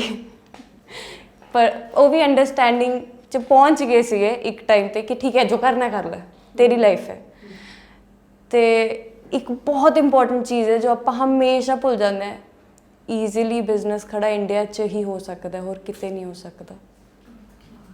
एंटरप्रेन्योर बनना सब तो ईजी इसी कंट्री च और किते नहीं है। अपने देश च अपने आप को डिवेलप करना ईजी है। उधर जाके क्या 9 to 5 जॉब्स करते रहोगे, तुम वही ग्राइंड च रहते रहोगे, डॉलर च कमा लोगे। मन्ने डॉलर इंडिया में आके INR च बहुत महंगा हो जाता है, बट जे असी INR च बहुत पैसा बना लिए तो उन्होंने कंपीट क्यों नहीं कर सकते। तो अपने कंफर्ट च, अपनी हिंदुस्तान के कंफर्ट च आप रह रहे हैं, जो मर्जी चाहिए एक फोन किता आ गया। ਆਪਣੇ ਬੌਸ ਹਾਂ ਅਸੀਂ ਇੱਥੇ, एग्जैक्टली ਸਾਡਾ ਕੋਈ ਬੌਸ ਨਹੀਂ। ਇਹ ਬਹੁਤ ਜ਼ਿਆਦਾ, ਕਿਉਂਕਿ ਜਦ ਮੈਂ ਬਾਹਰ ਸੀਗੀ ਮੈਨੂੰ ਦਿਖਦਾ ਸੀਗਾ, ਮੈਂ ਗਈ ਇਸ ਇੰਟੈਂਸ਼ਨ ਨਾਲ ਸੀ ਮੈਂ ਵਾਪਸ ਨਹੀਂ ਆਉਂਗੀ। ਸਾਰਿਆਂ ਦੀ ਇਹ ਇੰਟੈਂਸ਼ਨ ਹੁੰਦੀ ਹੈ ਕਿ ਬਾਹਰ ਜਾ ਕੇ ਸੈਟਲ ਹੋ ਜਾਵਾਂਗੇ, ਬੈਟਰ ਲਾਈਫ ਸਟਾਈਲ ਹੈ, ਡੈਫੀਨੇਟਲੀ ਬੈਟਰ ਲਾਈਫ ਸਟਾਈਲ ਹੈ, ਬਟ ਉੱਥੇ ਜਾ ਕੇ ਦੈਨ ਤੁਹਾਨੂੰ ਲੈਂਗੁਏਜ ਨਵੀਂ ਸਿੱਖਣੀ ਪੈਂਦੀ ਹੈ। ਜੇ ਯੂਰਪ ਜਾ ਰਹੇ ਹੋ ਤੁਸੀਂ ਇੰਨਾ ਜ਼ਿਆਦਾ ਐਫਰਟ ਉੱਥੇ ਜਾ ਕੇ ਲਗਾਉਂਦੇ ਹੋ, ਜੇ ਉਹਦਾ ਅੱਧਾ ਵੀ ਇੱਧਰ ਲਾ ਲਓ ਤਾਂ ਦ ਵਰਲਡ ਮਤਲਬ ਪਿੱਛੇ ਰਹਿ ਜਾਊਗਾ ਸਾਰਾ ਕੁਝ। ਇਮੋਸ਼ਨਲੀ ਅਨਸਟੇਬਲ ਹੋ ਜਾਂਦੇ ਹੋ ਤੁਸੀਂ ਬਾਹਰਲੀ ਕੰਟਰੀ 'ਚ ਜਾ ਕੇ, ਤੁਹਾਨੂੰ ਬਿਲੋਂਗਿੰਗ ਨਹੀਂ ਫੀਲ ਹੁੰਦੀ। ਐਗਜ਼ੈਕਟਲੀ ਉਹ ਸਭ ਤੁਸੀਂ ਦੂਰ ਛੱਡ ਕੇ ਇੰਡੀਆ ਵਿੱਚ ਐਂਟਰਪ੍ਰੀਨਿਓਰ ਬਣ ਸਕਦੇ ਹੋ, ਆਪਣੇ ਆਪ ਮਾਲਿਕ ਬਣ ਸਕਦੇ ਹੋ। ਹੋਰ ਓਪਰਚੁਨਿਟੀ ਕਿਹੜਾ ਦੇਸ਼ ਦੇਗਾ। ਬਿਲੋਂਗਿੰਗਨੈਸ ਦਾ ਮੈਂ ਇੱਕ ਛੋਟਾ ਜਿਹਾ ਐਕਸਪੀਰੀਅੰਸ ਸ਼ੇਅਰ ਕਰੂੰਗੀ। ਅਸੀਂ ਪਿਛਲੇ ਸਾਲ ਆਸਟ੍ਰੇਲੀਆ ਗਏ ਸੀ, ਤਾਂ ਅਸੀਂ ਗਏ 5 ਹਫ਼ਤਿਆਂ ਲਈ ਸੀ, ਪਰ ਕੋਵਿਡ ਕਰਕੇ ਅਸੀਂ ਉੱਥੇ 5 ਮਹੀਨੇ ਰੁਕੇ। ਤਾਂ ਉੱਥੇ ਜਦੋਂ ਅਸੀਂ ਬੱਚਿਆਂ ਨੂੰ ਪਾਰਕ ਲੈ ਕੇ ਜਾਂਦੇ ਸੀ ਨਾ, ਤਾਂ ਜਦੋਂ ਉੱਥੋਂ ਦੇ ਨੇਟਿਵ ਲੋਕੀ ਜਾਂ ਉੱਥੋਂ ਦੇ ਬੱਚੇ ਉਸ ਪਾਰਕ 'ਚ ਆਉਂਦੇ ਸੀ ਤਾਂ ਅਸੀਂ ਆਪਣੇ ਬੱਚਿਆਂ ਨੂੰ ਸਾਈਡ ਕਰ ਲੈਂਦੇ ਸੀ। ਸਾਨੂੰ ਲੱਗਦਾ ਹੁੰਦਾ ਸੀ ਵੀ ਪ੍ਰਾਇੋਰਟੀ ਬਿਲਕੁਲ ਤੁਹਾਨੂੰ ਉਹ ਚੀਜ਼ਾਂ ਵਾਕਈ ਬਿਲੋਂਗਿੰਗਨੈਸ ਵਾਲੀਆਂ ਮਹਿਸੂਸ ਨਹੀਂ ਹੁੰਦੀਆਂ, ਜਾਂ ਤੁਸੀਂ ਆਪਣੇ ਆਪ ਨੂੰ ਫ੍ਰੀ ਮਹਿਸੂਸ ਨਹੀਂ ਕਰਦੇ ਹੈਗੇ ਉੱਥੇ, ਹੈ ਨਾ, ਕਿ ਨਹੀਂ ਇੱਥੇ ਸਾਡਾ ਅਸੀਂ ਵੀ ਟੈਕਸ ਪੇ ਕਰਦੇ ਹਾਂ, ਜਾਂ ਚਲੋ ਅਸੀਂ ਤਾਂ ਨਹੀਂ ਕਰਦੇ ਸੀ, ਪਰ ਮੈਨੂੰ ਲੱਗਦਾ ਹੈ ਕਿ ਜਿੱਦਾਂ ਮੇਰੀ ਫੈਮਿਲੀ 40 ਸਾਲ ਹੋ ਗਏ ਉਹਨਾਂ ਨੂੰ ਉੱਧਰ ਰਹਿੰਦਿਆਂ ਨੂੰ, ਉਹ ਕਈ ਵਾਰ ਹੁਣ ਵੀ ਕਹਿ ਦਿੰਦੇ ਨੇ ਵੀ ਫਰੀਡਮ ਜੀ ਫੀਲ ਨਹੀਂ ਹੁੰਦੀ ਹੈਗੀ, ਹੈ ਨਾ। ਤਾਂ ਇਹ ਜ਼ਰੂਰ ਹੈਗਾ। ਤੇ ਆਪਾਂ ਮੈਨੂੰ ਲੱਗਦਾ ਹੁਣ ਇੱਥੇ ਵਾਈਂਡ ਅਪ ਕਰ ਦਈਏ, ਹੈ ਨਾ। ਬਿਲਕੁਲ। ਔਰ ਹਰ ਵਾਰ ਅਸੀਂ ਜਦੋਂ ਵੀ ਤੁਹਾਡੇ ਜੇ ਕਿਸੇ ਵੀ ਇਨਸਾਨ ਨੂੰ ਮਿਲਦੇ ਆ ਹਨਾ, ਜਿਹੜਾ ਆਪਣੇ ਮਤਲਬ ਖੁਦ ਦੇ ਦਮ ਤੇ ਖੜਾ ਹੁੰਦਾ, ਤਾਂ ਉਸ ਤੋਂ ਬਾਅਦ ਸਾਡਾ ਐਪੀਸੋਡ ਖਤਮ ਕਰਨ ਤੋਂ ਬਾਅਦ ਇੱਕੋ ਹੀ ਡਿਸਕਸ਼ਨ ਹੁੰਦੀ ਹੈ ਕਿ ਆਪਾਂ ਵੀ ਸ਼ੁਰੂ ਕਰਾਂਗੇ। ਅਸੀਂ ਸਾਰਿਆਂ ਨੂੰ ਹਾਇਰ ਕਰ ਸਕਦੇ ਹਾਂ, ਮਤਲਬ ਵੈਕੈਂਸੀ ਸਾਰਿਆਂ ਲਈ ਹੈ ਸਾਡੇ। ਅਸੀਂ ਪਾਰਟਨਰਸ ਬਣਾਉਣ 'ਚ ਖੁੱਲੇ ਆ, ਮਤਲਬ ਇਹਨਾਂ ਦੀ ਕੁਕਿੰਗ ਵੈਸੇ ਵੀ ਚੰਗੀ ਹੈਗੀ ਹੈ। ਸਾਨੂੰ ਤਾਂ ਲੋੜ ਹੈ ਲੋਕਾਂ ਦੀ। ਜ਼ਰੂਰ ਵੀ ਵਿਸ਼ ਯੂ ਗੁੱਡ ਲੱਕ ਕਿ ਤੁਸੀਂ ਜੋ ਸੋਚਿਆ, ਜੋ ਤੁਹਾਡੇ ਫਿਊਚਰ ਪਲਾਨਸ ਨੇਗੇ, ਜਾਂ ਇੱਕ ਤੁਸੀਂ ਗੁੱਡ ਨੋਟ ਲੈ ਕੇ ਵੀ ਨਾਲ ਚੱਲ ਰਹੇ ਹੋ ਕਿ ਬਹੁਤ ਸਾਰੇ ਲੋਕਾਂ ਨੂੰ ਤੁਸੀਂ ਅਗਰ ਹੋ ਸਕਦਾ ਤਾਂ ਤੁਸੀਂ ਇੰਪਲੋਇਮੈਂਟ ਦਿਓ, ਜਾਂ ਉਹ ਕੁੜੀਆਂ ਜਿਹੜੀਆਂ ਕਿ ਬਜਾਏ ਲੋਕਾਂ ਦੇ ਘਰਾਂ 'ਚ ਝਾੜੂ ਪੋਚਾ ਕਰਨ, ਕਿਉਂ ਨਾ ਉਹ ਆਪਣਾ ਇੱਕ ਡਿਗਨਿਟੀ ਵਾਲਾ ਕੰਮ ਕਰਨ, ਹੈ ਨਾ। ਅਤੇ ਉਹਦੇ ਵਿੱਚ ਤੁਸੀਂ ਹਮੇਸ਼ਾ ਸਕਸੈਸਫੁਲ ਰਹੋ ਅਤੇ ਬਹੁਤ ਸਾਰੇ ਪੈਸੇ ਵੀ। So thank you so much Navneet and Manpriya ਸਾਨੂੰ ਟਾਈਮ ਦੇਣ ਦੇ ਲਈ। ਅਤੇ ਮੈਂ ਚਾਹੂੰਗੀ ਕਿ ਇੱਕ ਵਾਰੀ ਤੁਸੀਂ ਆਪਣੇ ਸੋਸ਼ਲ ਮੀਡੀਆ ਪਲੇਟਫਾਰਮਸ ਦੀਆਂ ਡਿਟੇਲਸ ਵੀ ਸ਼ੇਅਰ ਕਰ ਦਿਓ ਸਾਡੀ ਆਡੀਅנס ਦੇ ਨਾਲ। ਸਾਡਾ ਸੋਸ਼ਲ ਮੀਡੀਆ ਮੇਜਰ ਜਿਹੜਾ ਚੱਲਦਾ ਇੰਸਟਾਗ੍ਰਾਮ 'ਤੇ ਹੈ caked_India, CAKED_ ਪਾ ਕੇ INDIA। ਫੇਸਬੁੱਕ 'ਤੇ ਕੇਕਡ ਇੰਡੀਆ, CAKEDINDIA। ਪਰਪਲ ਜਿਹੇ ਕਲਰ ਦਾ ਤੁਹਾਨੂੰ ਲੋਗੋ ਦਿਖ ਜਾਏਗਾ ਸਾਡਾ। ਅਤੇ ਫੋਨ ਨੰਬਰ ਜਿੱਥੇ ਅਸੀਂ ਹਰ ਵੇਲੇ ਤੁਹਾਡਾ ਫੋਨ ਚੱਕ ਕੇ ਤੁਹਾਨੂੰ ਐਂਟਰਟੇਨ ਕਰਾਂਗੇ, ਦੱਸਾਂਗੇ ਕਿਆ ਚਾਹੀਦਾ, ਤੁਹਾਡੀ ਹੈਲਪ ਕਰਾਂਗੇ। ਉਹ ਹੈ 9082202200, 908 220 2200। ਲਿਖ ਲਓ ਪਲੀਜ਼ ਨੰਬਰ, ਇਹ 908 220 2200। ਸਭ ਤੋਂ ਈਜ਼ੀ ਹੈ ਕਾਲ ਕਰਨਾ। ਤੇ ਪਲੀਜ਼ ਸਾਨੂੰ ਫੋਲੋ ਕਰੋ ਐਂਡ ਕੇਕ ਵਧੀਆ ਕੇਕ ਖਾਓ, ਵਧੀਆ ਕੇਕ। ਇੱਕ ਵਾਰ ਫਿਰ ਤੋਂ ਤੁਹਾਡਾ ਬਹੁਤ ਬਹੁਤ ਸ਼ੁਕਰੀਆ। ਥੈਂਕ ਯੂ ਜੀ, thank you so much, thank you ਜੀ।